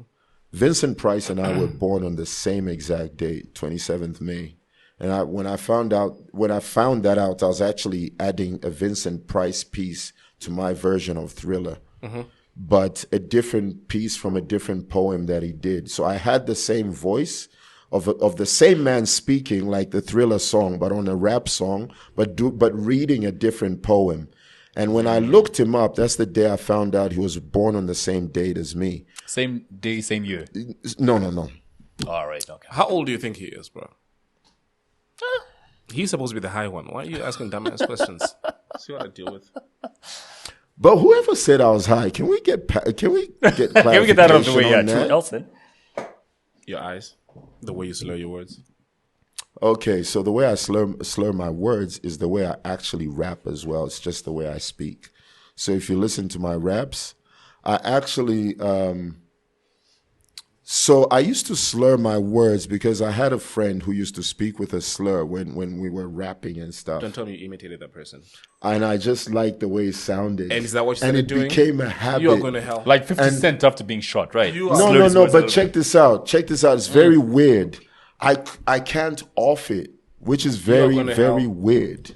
It's like going to school with a special needs class person. But I'm young as well, and I'm just discovering my hip hop. I'm discovering my lingo. And discovering yourself. And I'm starting to have fun with my language, and then only to find myself many years later speaking like my friends, because we're friends. Ezekiel Perry, this is your fault. Big Daddy O&E. I never started to speak like Sylvester Stallone because you chill with him. Yeah. Slurred. Talking to me? You know what I mean? But so Ezekiel and I spent like years, so many years together. And it's the first time I'm even admitting this. Right. I've never said it. And you're the first person that's ever mentioned it. Yes, today when I was recording, I thought about it and I was like, I kind of like the way it sounds anyway. And I left it. But what I like though is you are a person that enunciates their words. Thank you. There's a lot of clarity. Yeah. That I feel it feels. I don't know why people are in a hurry to get as many words out of their mouth as possible. But I don't know if it's you dating a lot of white girls, no, or you having spent. But it's you know what? Eps, I'm sorry, bro. You know what? Wifey's not going to like this, but one of the finest women I've ever dated was an African woman. She's not going to like this. Real talk. One of the finest women, apart from the person that I'm married to, one of the finest women that I've ever dated was an African girl. How long have you been married now? 13 years. Jesus. Yeah. So on purpose? On purpose? What do you mean? Like, of course, on purpose. It's a choice. Consciously, yeah. It's a choice. Marriage is a choice, right? I don't know how y'all people do it, man. You know what? To be honest, my wife hates this, but I don't blame you. Oh, hates what? Me saying I don't blame you for being single. Right. And it feels like every married person that I speak to, they're like, yeah, don't rush into this. Okay, so here's my take on marriage. You can have the same relationship without the official biz. Like if you're loyal and you just love the person that you're with, and that's it. You know what I mean? You can have the same loyalty and respect without the wedding. That's what I think. That's precisely what I keep saying. That's what I think. And I kind of feel, ladies, I love y'all, but I love my freedom more. Bro, this is precisely what I've always said. That piece of paper will not guarantee that I'm going to be with you forever, or I'm going to be faithful, I'm going to be loyal. That's also another thing. Like, okay, you're in a, and I don't have anything against marriage, right? It's a matter of choice. Right. But you're with somebody, and it's up to you. Are you really gonna, are you down to, to ride it till the wheels fall off? Like, what's the deal? Relationship dynamics change, people change, careers change, which lead to strain in the relationship. So many things can go wrong when children are born as well. That's why you find sometimes when a dude's with a girl, they're all happy, honeymoon period. They just met. He gets the girl pregnant. Real life sets in. Dude can't be responsible enough. Can't take the stress because she's dealing with let's say she's dealing with postpartum depression. Yeah, imagine, right? You get what I'm saying? So there's all those things that come into play. That's when you should really be understanding. But when you're young, you don't know any better. You get what I'm saying? When you're young, you don't know any better. You just think like, this is stress. I can't take it. But I just kind of feel like it takes two to tango. So if you're going to have children or any consequences that come as a result of your unity, I think that you should both be responsible for whatever the outcomes are, and to stand by each other's outcomes. So you know what I mean? I just kind of feel like it's not that's just me though. That was a very camera-ready answer. Eh? It was very political too. Yeah. Crisis, I want to talk about your career for a little bit. Oh, sorry, Chisenga. I need to get used to this. What I just said. And I know I'm saying, do you agree that it was a very like political answer? A very Denzel Washington kind of answer. Yeah. Safe. Hey, thank you. Denzel. It's almost like camera ready. Have you noticed how whenever he's answering a question, it's always On like it's from a point. script, And on the point, like well codes thought and up. sound bites Exactly. that come out of this man's mouth. I don't think I've seen anybody else who has got so many apart from Trump, but Trump's sound bites are dumb. Than Denzel. He's What on do the they other know? end of the spectrum. Trump's a fellow Gemini like me, and I really like him. I actually You really like Donald Trump? Yeah. Because I've done my own research. And I found that there's been a lot of like I actually don't like to talk about politics, but my wanna own hear your finding opinion, though. my own finding is that there's been a lot of propaganda as well, which has led me to think like, I'll make my own judgment. Like what? Like how there's, 1 minute there's somebody saying, oh, you want to side with Donald Trump. What do you think? You think he'll sit down and have dinner with you? Then you find old footage of Donald Trump with black people at the dinner table because he wants to find out what he can do for them and things, hear about their issues and how But they he's can the move same forward. person that banned black people from Trump Towers. 1, 2. The Central Park 5, he took out newspaper ads asking for the death penalty for them to be killed. When they were exonerated, never did he apologize or acknowledge that he was wrong. 3, he labeled all Mexicans as drug dealers and rapists. Labeled all Mexicans as drug dealers and Yes. rapists. Yes. I think that he was when you listen to the full speech, he was very specific with the people with the Mexicans or whatever he labeled that, because he did say, we don't have a problem with people getting into the U.S., but they have to be vetted and they have to Properly get into documented. the U.S. Exactly. That's not what he said, Into though. the U.S. He says- legally. he says- And we're tired of having the criminals being sent from countries like Mexico, being offloaded from the prisons and being sent That's not to what our he said. jails. That's not what he said. That's what I heard with my own ears. No. Would we be flagged if we played... Something from the news? Nope. Cool. Gob, I'm going to give something to you to insert into this, which was exactly what he said. Sends its people, they're not sending their best. They're not sending you. They're not sending you. They're sending people that have lots of problems, and they're bringing those problems with us. They're bringing drugs, they're bringing crime, they're rapists, and some, I assume, are good people. About Mexicans. Okay, so are you going to play something that's been edited? No. How do you Straight know from it's what not he said. edited? Because I watched the whole speech, The Okay. Haitians from Springfield eating the cats, eating the dogs. which was untrue. Do you know what? I always think that one of Trump's weaknesses is his communication skills. And I yet kinda he feel mocked like- Biden's communication skills. You know, one of the things that I actually love is language. I actually crave to study language. So I studied Bemba and I studied Nyanja in school. Wavarashet Yoyela. So I studied Bemba and Nyanja in school. I went to Mulea Primary does that School. mean? A pure, nice white shirt. Crap. Shit, your what? Yoyela.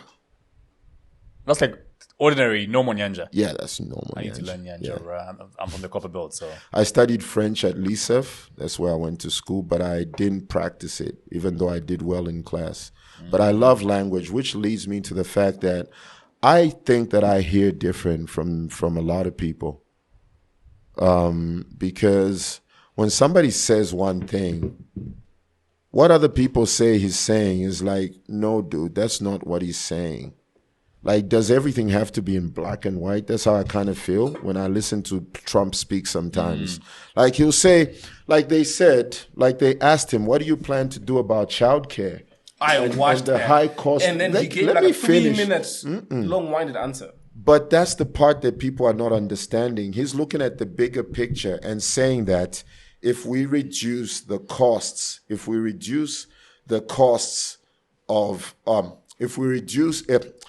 increase the income that's coming into the country and production, if we increase production and money coming into the country by increasing tariffs and by rebuilding ABCD industries, we will now have a much more thriving economy. And those costs that you worry about will now be really low, so low that you won't have to, they will never seem as costly because of the amount of money that I'll be able to have the country earning. It was that simple. What does that have to do with child healthcare? Because it brings me back, not child healthcare, child care. Yeah, what does that have to do So with it? you're a working parent. You find I've been there before. Australia can be very costly with child care. You can ask my colleague who's going to be speaking with you guys as well. Australia can be very costly with child care.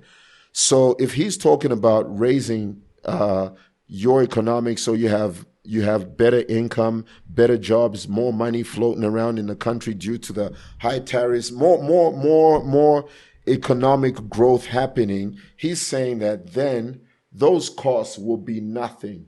We'll reduce those costs, but those costs will actually be nothing because you'll be earning more. You know what the problem based on the industries that we're building. I hear you. You know what the problem though with that is? The type of person that Trump is. Two things. Number one, It's going to turn into a Trump podcast.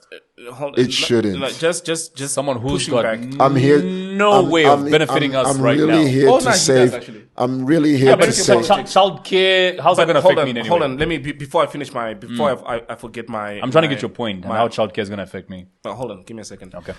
Number one, Trump believes in tax breaks for rich people. Is what? Tax breaks for rich people. Okay. That's okay. number one. Which is the biggest difference with what Kamala is running for. Okay. Which is Kamala wants to tax rich people more so that the poor people are not really burdened. Which is the opposite for what Trump is. You guys want to make me an enemy of this state? No, hold on. I'm about to finish I know, my right? point. So, if production goes up and jobs go up and whatnot, the poor people would still feel the pinch because the people getting the tax breaks are the billionaires. That's point number one. Point number two is the marginalization and the systemic racism that exists in America right now, where poor neighborhoods do not get the service that they should get. Doesn't matter how much money America is. There are certain places that they will never develop or gentrification would never benefit because of the policies that each president brings in. So there hasn't been, and history has shown that there hasn't been any Republican who's turned the economy around ever in the last 50 years, including Trump. He's not turned any economy around. Everything that you saw was him riding the wave of what Obama brought in. So if you really read and do your research, you will notice that this is a person, number one, who never really wanted to become president. And he did this to benefit his own businesses. Where if he's traveling and the Secret Service traveling with him, guess what hotels they stay at? His hotels. Okay, so Putting his own children in his administration who have got no experience at all. And if you've noticed, every single person that he wanted to appoint, not only would they refuse, he would get the third or the fourth person down the line to come in. All right, guys, enough about Trump, man. okay, so just real quick, Real quick crisis, please. real quick. Nah, nigga. Hold on. No. What the guy says, No. what? Nah. Let me explain. Go ahead. Okay, so bro, I don't really like to delve into politics and stuff, but just, so you would rather go for someone that has the ability to deliver, and they've had the ability to deliver, and then now because they want your vote, they come back and tell you that they're going to deliver the same things that you've been crying for. And then New Orleans needed water systems and things installed, and New Orleans doesn't get that, but a foreign country in war gets that. And then now you have what else? You have a situation where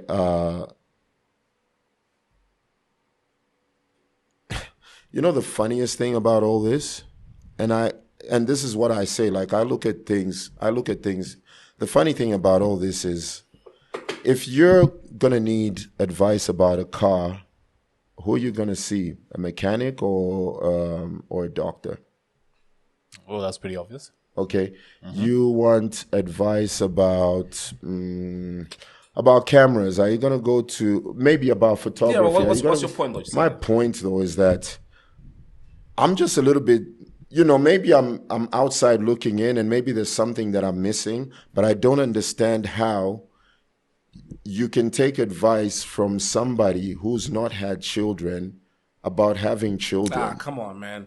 Come on. No. I get your point. She has children, not biological children. Her husband has got kids. Okay. And those are her kids. It's not the same. I'm still waiting for the part that affects me, listen, you know what I mean? Listen, when you experience childbirth and the birth of a child and you're present for the birth of the child, do you have a child? Yeah, I do. Okay, were you there for the birth? Yes, I was. Okay. That's an exceptional feeling, right? Mm-hmm. It helped create a certain bond that you you can only experience by actually being there. True or false? True. Thank you. That answers my question. But who I am or my profession is not determined by me having been there for the birth of my child. You know Okay, what? gentlemen, wait. I think we've digressed a little too much here. We have.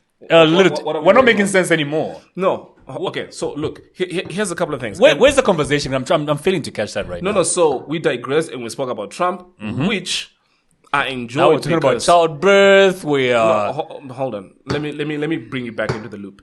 Why I entertain this conversation, right, is because I have a lot more respect when I speak to a person who has got an opinion on worldview.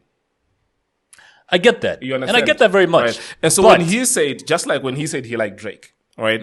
He got into it a little. And it's sort of like he preempted what I was going to say about Drake not writing his own lyrics. And then he also spoke about Michael Jackson. I'm beginning to like this guy more because he's a smart guy. He's a smart guy. I appreciate has that. an opinion on something. And I do understand and respect the fact that not everybody's going to be interested in that. There are going to be people that are interested in that. And by the end of this conversation, what I want to have driven home is not just pure BS and gossip and tabloid, but if there's stuff that they could take away from what I've said or from what he said, it can be entertainment, it could be education as well. And that's why I let the Trump and political Get your point. That's why we digressed, is basically what I'm saying.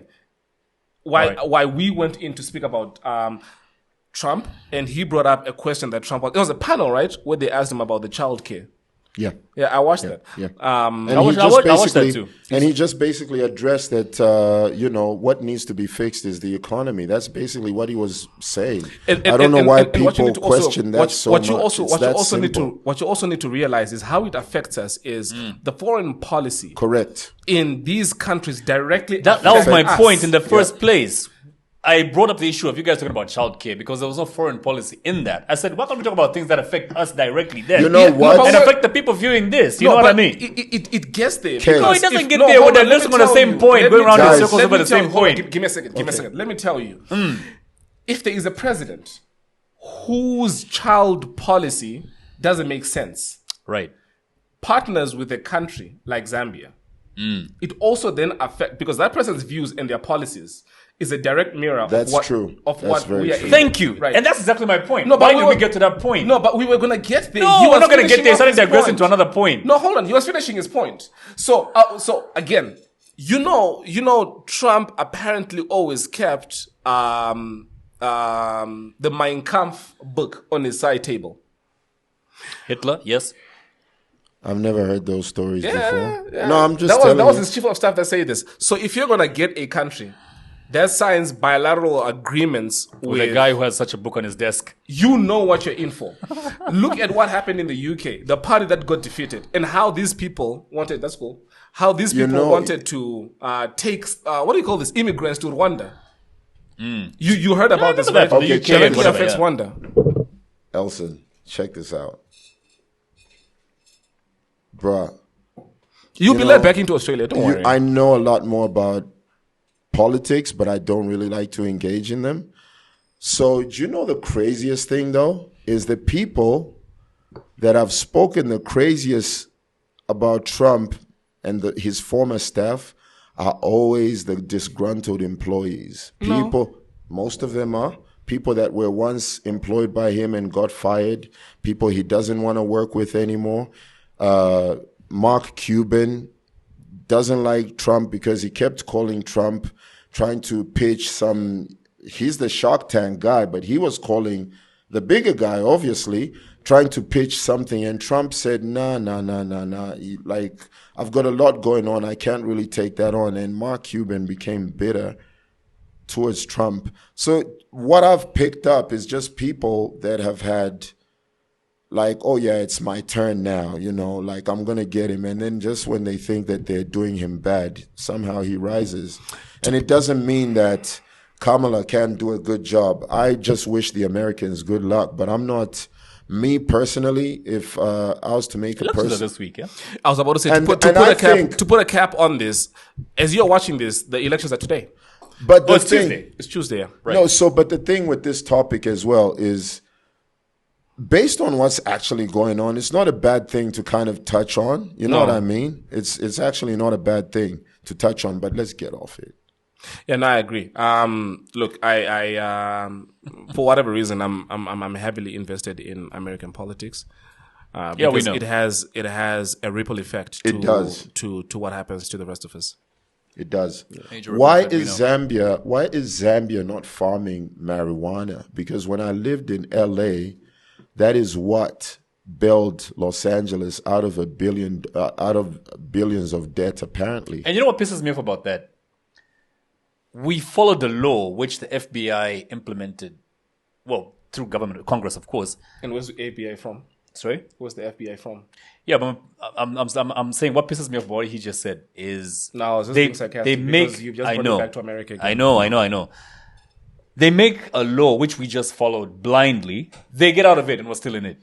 You know what I mean? Exactly. We're still in it. Yeah, but marijuana is still illegal in this country. But that's the reason. That's the reason why laws get revised in different. But we're watching like, oh look, they've changed the law. We're watching like, and we just copy, right? Like it's a thing that other people do and we can't do it. We really, for the sake of our economy, we really need to start looking at different sources of productivity, different sources of employment. People in Z, since coming here, I've realized a lot's changed in the past years. And I'll tell you the truth, there's more people smoking marijuana and they're really productive. Absolutely. And they're actually really productive. There's actually less productivity in alcohol. I will tell you what my theory very is. legal. That's exactly. I will tell you what my theory is. And that's part of the reason why I actually don't drink alcohol, because so I kind of have a little bit of trauma with people that just got too high. Of alcohol. And just turn. You ever tried to save a junkie and maybe you didn't know that this person was they couldn't be saved? No. Well, I did, because I came up as an empath until I found myself and decided I needed to learn to say no to some things. I remember, was it last week where you were saying the Burning Spears gig? The most peaceful function you've ever been to, yeah? Yeah. So listen, You were just high and peaceful and happy. So here's my just weed, no alcohol. Here's my theory. That's my point. Here's my theory on why we adopted the laws that the FBI implemented, but really never got of it. If you take a look at who benefits from weed being illegal, I'm asking you, Who benefits from the weed being illegal? Yeah. The government. good, how? Yep. I'm sure they're selling it somewhere. Precisely.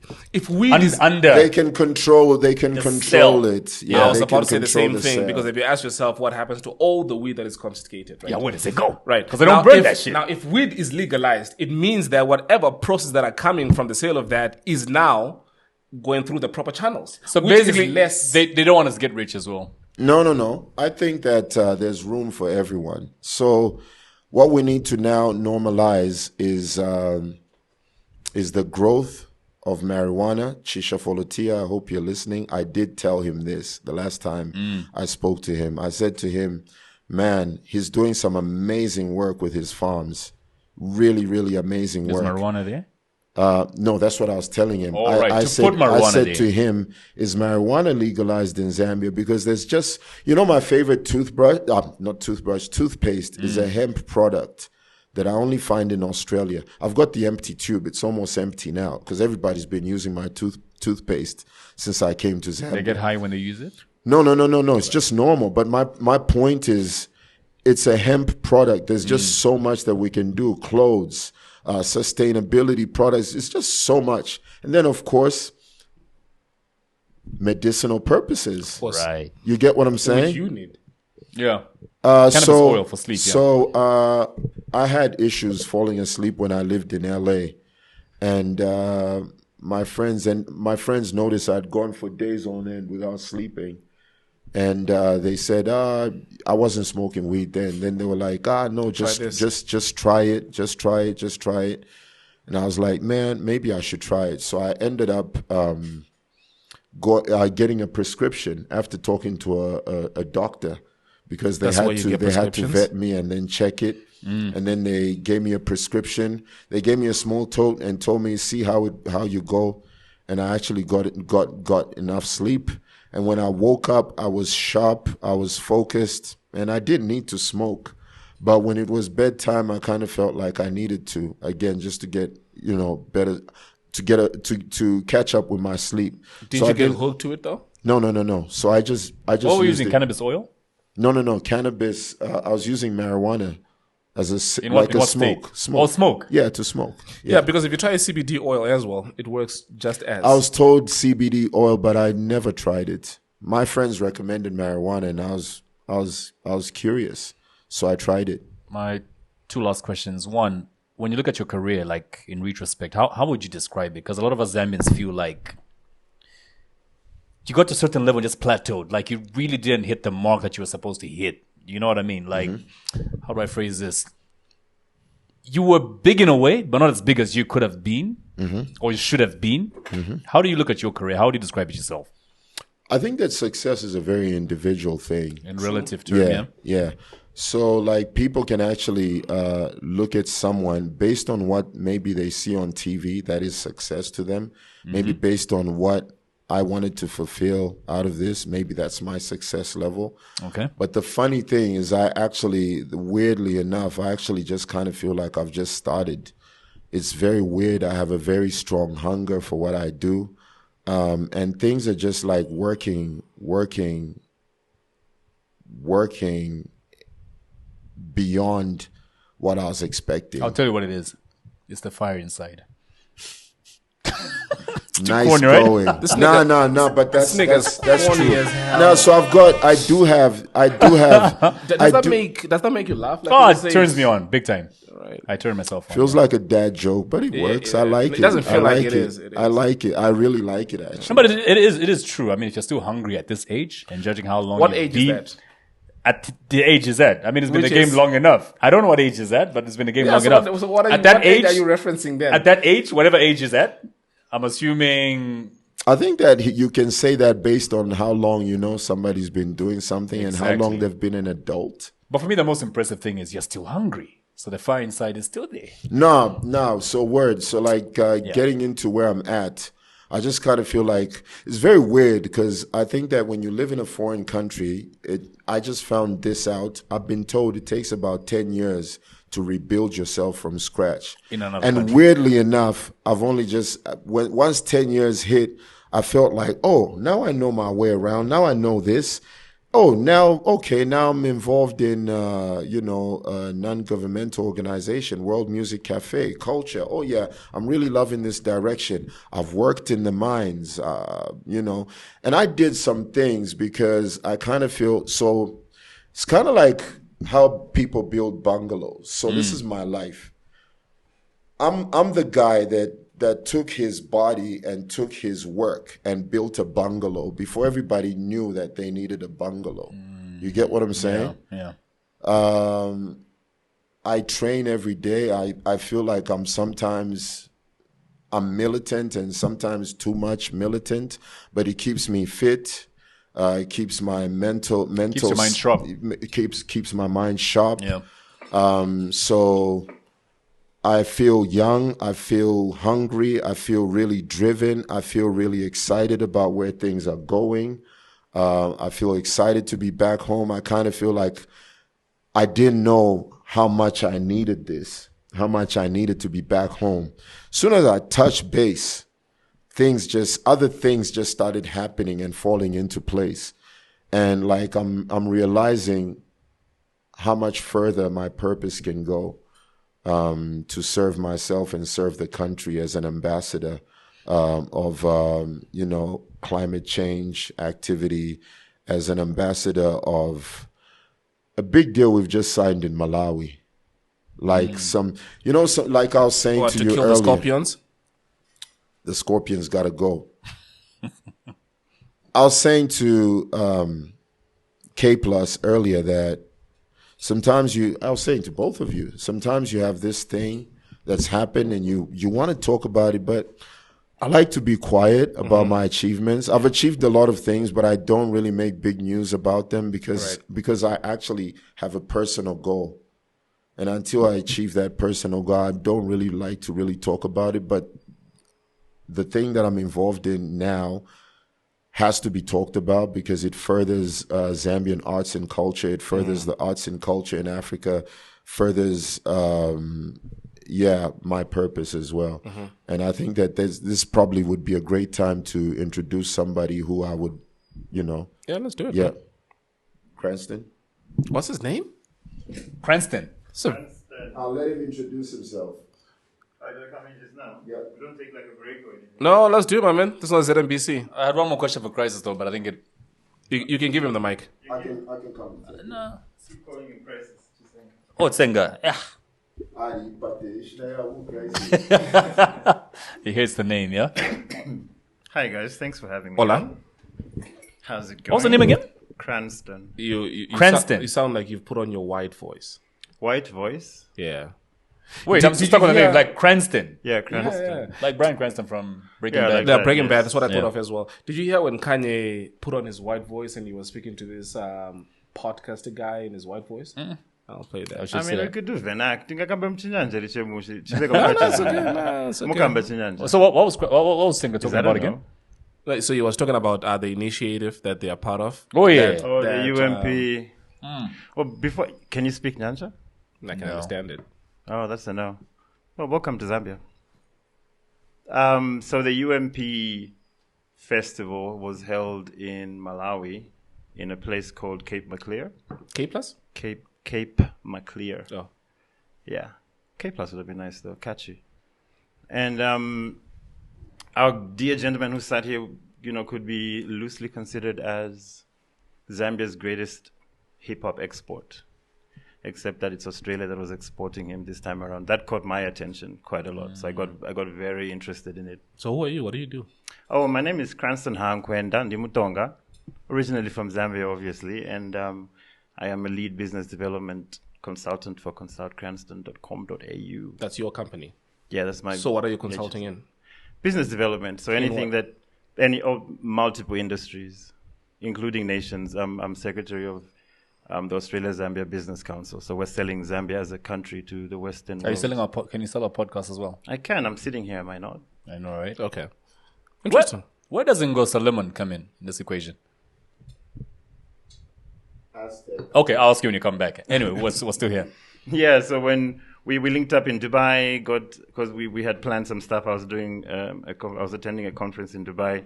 He was coming to Malawi. We linked up because we've done quite a lot of work together in Australia, and then we hit Malawi and we hit it hard. So we met some very interesting people, networking, and thought we should get together and formalize a meeting of the minds. Maybe I zoned out. But have you actually said what initiative that he is doing in Malawi? Did I miss that? No. He was about to. We were still going. He was about to. Then he said, "Bring him on." Yeah.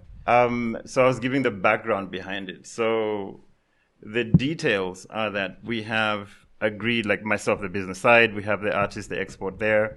We have some producers and some tourism and entertainment parties that got together, sat down and agreed to have a multinational culture exchange between Africa and Australia. Both directions. Is it too late for me to move to Australia? It's still like a dream. I'd love to move to Australia. No, it's never too late. Okay. So you're going to hook me up, yeah? Yeah, we can. We met once. You came to play. We met in Australia. Yeah. I wish I could pull up my phone and I think you should, yeah. Can't My remember. phone is on the other side. But yeah, I'll send it. I'll send it to your producer. Okay. That'll be dope. Yeah, we've met once when you came and played. You played very well, by the way. It was Thank good. you very much. It was a great night. Tell Elson that. It was a really good night. Yeah. Well, how much did he pay you for this? He didn't. We were in the promoting team, so like I was working with the guys that brought him on. Oh, but genuinely, it was really Tensi and Lombe and them. Tensi, Lombe, and the whole crew. Yeah, Okay. All right, man. Nice meeting you. Thanks a lot for coming. for sure. It's good to see you again. So, no, that's pretty interesting. So it's more of a culture exchange. That's basically the foundation of it. Yeah. So what we're planning to do as a start would be like 3-4 day festival where there'll be workshops, a bit of a hip hop, music, culture, fashion conference, and so on. So there are. So what countries are involved in And this? podcasts. And Wait, podcasts. so are we invited for this thing? I mean, you can come on my podcast, and then we can talk about that. And then What's your podcast? it's called Nugget Junction. Luggage Nugget. or Nugget Junction? Drop nuggets like. Chicken nuggets, yeah. Like while we're like, this is a junction of. Oh, you're eating many- chicken nuggets while dropping nuggets. No, just for people to remember nuggets. All right, okay. But gold nuggets, go pointers. No, I think you should actually have chicken nuggets while dropping nuggets. It's you easier know what I mean? for someone to remember when you say chicken nuggets. But yeah, Nugget Junction. Nugget Junction. Asia Pacific is our crew. Most of the people that listen and watch, we're developing it now. Yeah. So Alright, y'all great, are man. invited to come on Okay, sure. when we bring you to Australia. Let's do That'll it. be dope. Let's do it. Cool. Let's do it. Senga, you can come back. Awesome. Thanks. Oh, thanks for having me. are you chasing him away? Cranston. No. No, it's all good. I'm He happy to was stand up. moving. But the body language said a lot. So, No, it's all good. yeah. Thanks for having me. All right, my man. So you heard it first on That's It podcast. I'm moving to Australia thanks to Cranston. I was invited to a festival called the UMP Festival, Urban Music People, and basically, for some reason, I get an invitation to perform in Malawi. You'd think I'd get an invitation to perform in in Zambia, you know what I mean? which is weird, and that's the crazy part about my career. I get invited to everything that's not Zambian. You know what I mean? You're like and that it's not prophet, like yeah. it's not like there's no place in the market. I just don't get it. Like the same year that the Fire Inside went to #1 across Africa, I had submitted it for the Ngoma Awards. And when I submitted it for the Ngoma Awards the same year, the person I was talking to that I gave it to also had an instrumental which was competing against my also Fire Inside instrumental. He also had an instrumental, and he worked in the National Arts in the National Arts Council. Do you get the conflict of interest? Yeah. You get what I'm saying? Yeah. Like that to me, and I don't understand. You know Anyway, how- the Fire Inside was never awarded, or I've never been awarded for Ngoma Award or anything. But the crazy thing is, I always seem to be getting international recognition. Like Sampa? I wouldn't say the same. I think that we appeal to different audiences. Yeah, well, I'm not Yeah. comparing The comparison, the comparison. appreciation. Yeah, that's what I'm making reference to. Yeah. Nah, you're right. I think that sometimes Zambians have an issue embracing something that's a little bit like outside the normal prescribed, content that we're used to seeing. If we see something odd, we're like, we don't know if we should support this. But I say you really need to support that, because like the stuff that we're doing or about to do, like just the directions that we're taking, it's really about putting Zambia on the map, and that doesn't just happen without your support. It doesn't mean that just because the foreign powers or people overseas are really vibing to our music, that doesn't mean that home doesn't matter. We still, this is you'd be stupid to forget about your roots. So part of the reason why I'm here is because we need to uplift the arts, and just kind of, everybody's talking about going international, and that's the idea, is to move Zambian music internationally. Yeah, you know how they say nobody's ever a prophet in their own land. Yeah, true. It kind of feels like you have to go. And you know what's crazy is it feels like you have to go out get recognition elsewhere, only for people here to then begin to pay attention to appreciate you. You know what I mean? Yeah. A lot of it, again, has to do with us having the Western world dictate to us what entertainment is. That's true too. And that's sad because then you lose your identity. You dress a certain way because you've seen Americans dress that. You listen to a certain kind of music because you've seen Americans listen to it. And so if you are going to be deemed successful, you have to go there, be successful there. Then somebody's like, oh, wait, he's one of us. Yeah. But when I was here and I was doing the same shit, you were looking at me like, what is this clown doing? I know. And you know what's so crazy, like touching on that, I currently have my work displayed in an Australian museum. You get what I'm saying? Like, that's an honor I've never had from my own country, but like a foreign country is displaying my work and recognizing my work. And they're like, oh yeah, you're going to the UMP festival. We would love to, you know, to be a part of that journey. And I'm like, yeah, let's go. Let's do it. Chase history, the brother. idea is to open Australia to new markets. And that's why I'm wearing this. Yeah. Hey, listen. Because that's a brand that I'm a partner of. And the thing is, when you're doing festivals and things, you do learn the hard way, I think. But eventually, when you start to figure things out, like that's why we got into this deal in Malawi. Because one of the people on the board is somebody that's an ambassador for Tourism Board Africa. Right. You know, and somebody that's that's working with Universal Records as well. So there's a lot of young talent that we're going to be looking out for. There's a lot of things in the pipeline I don't really want to talk about. Yeah, don't want to. Hey, listen, Chase history. It's incredible seeing people that are in different industries doing different shit and dominating that. So I'm always thoroughly impressed. There's a lot that I can learn. So yeah, it's been pretty interesting having a chat with you. I'd never really heard of you before this. Really? What, before this podcast? Yeah. Is that true? Well, Wow. he's new in Zambia, so forgive him. What do you mean? Where have you been? Belgium. Oh, really? Yeah. I've been to Belgium before. Which part? Brussels. Right. Yeah. Lots of Nigerians there, huh?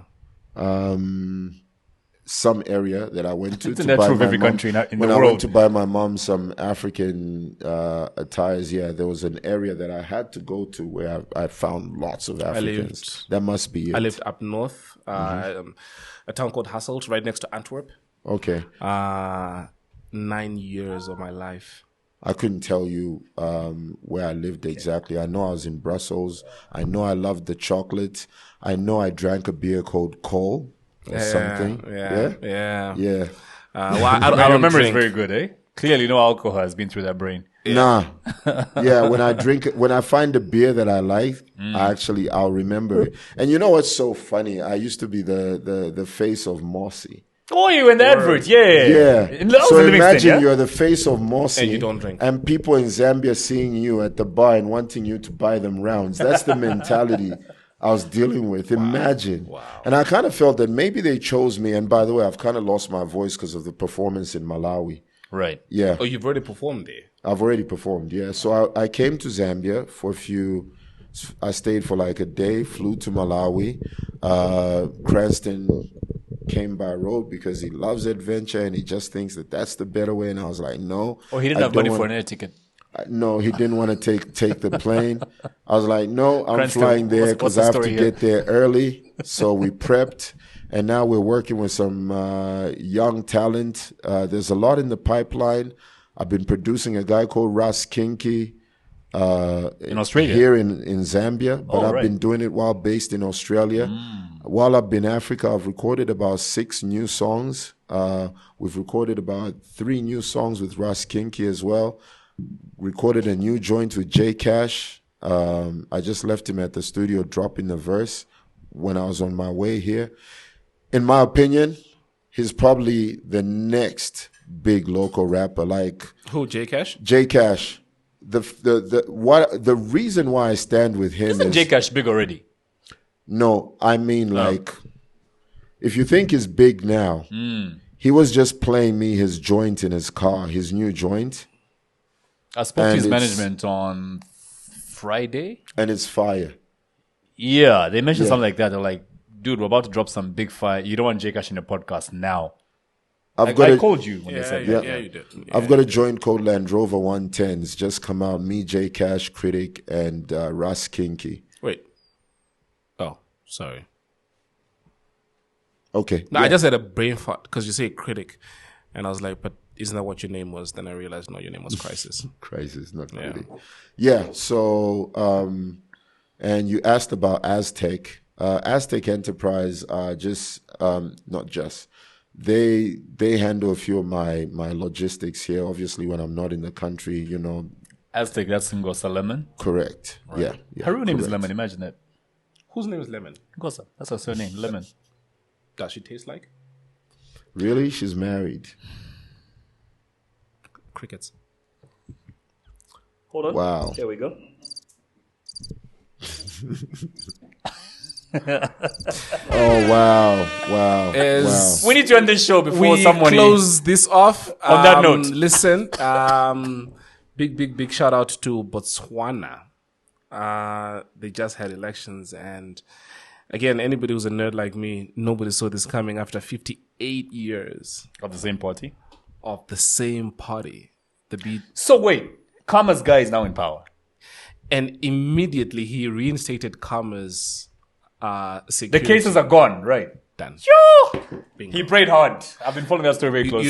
You should have seen the security. So the former president, Karma, he's confused. Sorry to cut you short, Nelson. Yeah, that's the former president has had court cases where they Seriously, accused him Karma? of Really? yeah. Okay. Yeah. Talk. where he was Karma. accused of having illegal guns and illegal firearms. So the former president, the immediate former president, was actually To add to that, there were BFFs with Karma. yes. So Karma puts him on to become president, and Then when he becomes betrays his president, friend. he betrays him and puts cases on him. what Strips I him of all his security. All Stress kinds of Seriously, stuff. Karma. You say what? Yeah, Oh yeah. Ian Okay. Karma. Ian And, Karma. Ian oh Karma. word. Yeah. And it's been quite dramatic in Botswana. and then what? So now he starts supporting some other guy and pushes for that guy to come into power. And they've the guy won. has won. The new guy. Who was pushing for the guy? Karma. Karma. Oh, that's Oh, poetic justice, man. Imagine that. And immediately, because now this guy's the president-elect, the first thing that he does is reinstate Karma security, and everything that has been stripped off has been given back to him. His immunity is back. Cases are closed. What if this was just all a show? What if we were all just part of this? We were just the audience. Okay, part. all right, One bruh. entertaining show. This would be Senga. 30 more minutes. I know, My bad. right? This was incredible. Okay, you're gonna leave me true. hanging. But yeah, No, like no, I said, this was incredible.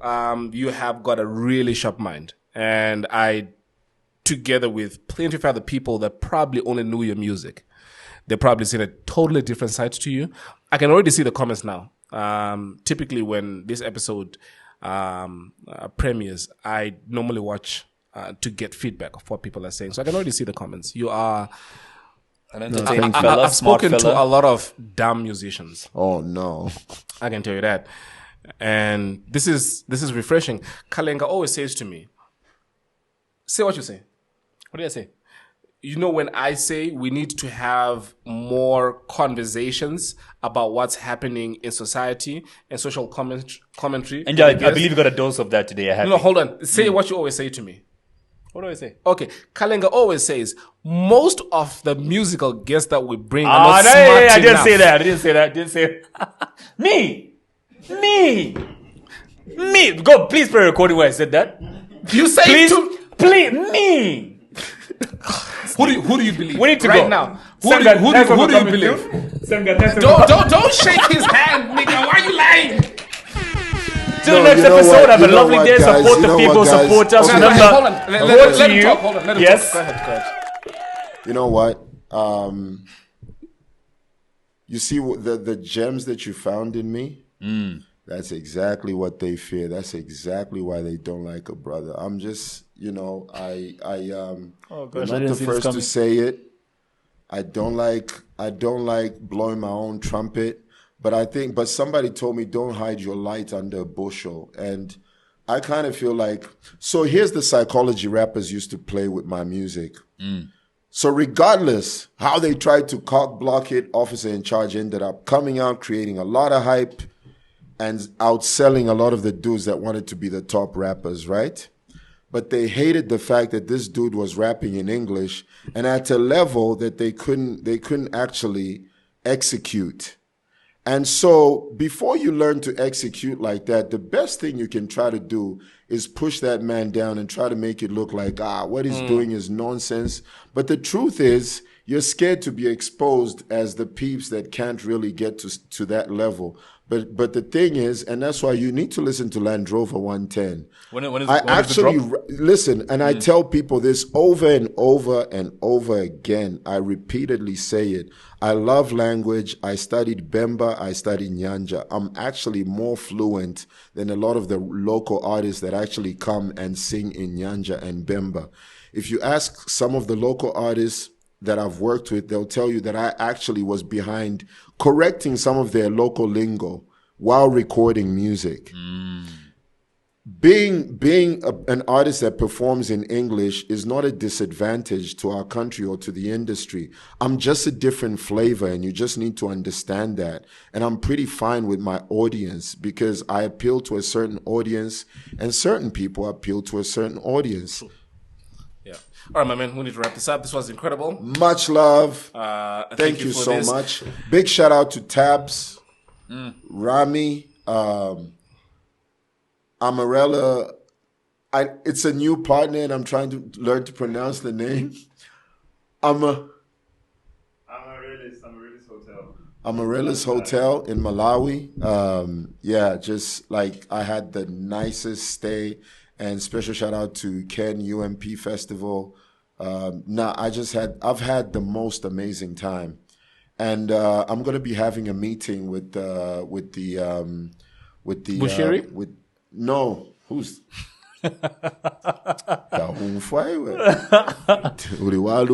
Last. I'm going to be having a meeting with the Sports, Arts and Culture Department sometime. Because I want to bring to the table in Zambia. In Zambia. Because I want to bring to the table a few of the ideas that we've discussed with the new partners and just see how we can further the industry and take it where it needs to be. And in regards to Zambian artists being disrespected, y'all need to cut that out for real, for real. There's nothing wrong with Are you talking about Sheffy? But also to his detriment, he comes to Australia, right? He comes to Australia.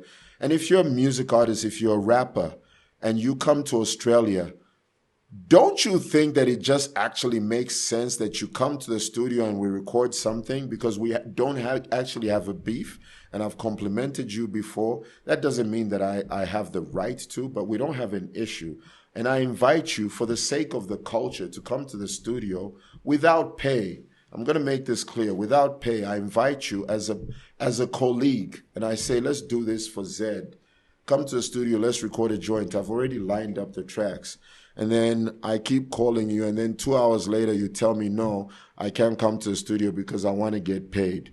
Oh, you want to get paid? Like, dude, I just wanted us to work on something. But God knows. Wait, I'm talking about Chef187 here. I'm talking about Chef187. But hold on. Who did he want to get paid by? Me. He wanted to get paid by me. So I kind of, listen, the flip coin is I respect the whole pay hustle. But the way I work, right, I like to establish natural chemistry with artists before I even pay them anything. You can ask Critic, you ask artists that I've worked with. I actually come like I'm asking for a favor because I want you to be in it, committed without the motivation of money. But I do actually pay everyone that I work with. I actually had a token of appreciation, and this I'm saying on God. I actually had a token of appreciation on me the day I invited him to the studio. I didn't want him to go back empty-handed. And I wanted him to feel like I've just recorded with the big bro and he took care of me. And I don't like to show people when I give. I'm not one of those people. I give without saying, without telling people. I just give and I tell people, hush. It's just the way, it's just my way. It's just my method. So obviously, and that's how that 2 hours went. But, you know, I just kind of feel like if you're going to want to do something, don't tell me you're going to do something and then not show up. That's what he does. You get what I'm saying? And then just not show up and tell me later on that you would have done it. And then later on it was switched from, no, the people that brought me here wanted to get paid. Lombe knows me. I know him and Tensi. We know each other personally. So that's why that whole arrangement didn't make any sense to me. And it's never made sense when artists come to Perth and we can't even work. I'm a creative director and a producer, and I have a studio. So when artists come to Perth and we can't even work, that to me is just messing up the whole export strategy. You get what I'm saying? Because you're talking about Kuchalo, but you can't even record a song while you're overseas. Like, it just doesn't make sense. But sorry, is this like across the board, like all the artists who come to Australia? So the only artist, we're not going to leave this the out. last artist, listen, the last artist that I tried to do this with was JK. I arranged for us to record. I had everything lined up. No, and it's the same promoters again. No, they're busy, or they've taken me here, and then we just end up not recording. I don't mind not recording, but I just kind of feel like the mindset, like what are we doing? You get what I'm saying? Mm-hmm. And then here I am. I reach out to a young Jae Cash. I'm overseas, and I'm like, dude. And by the way, I actually keep my ear to the ground. I look at who's doing what. And to me personally, from being a hip-hop connoisseur, Jae Cash has got the most pronounced hip-hop upbringing that I've ever heard a rapper from Z drop locally in local lingo. Like, he actually understands the structure. He understands the art of it. He understands the art of it as well. I'm not just saying this to blow him up, but I'm like saying it. That's my personal opinion. We'll be having Jae Cash very There's soon. Really we'll bring this up. Yeah, I'm sure. I really can't wait to sample this album. And in English, I'm really hungry. LJ Mojo, Thugger, there's a lot.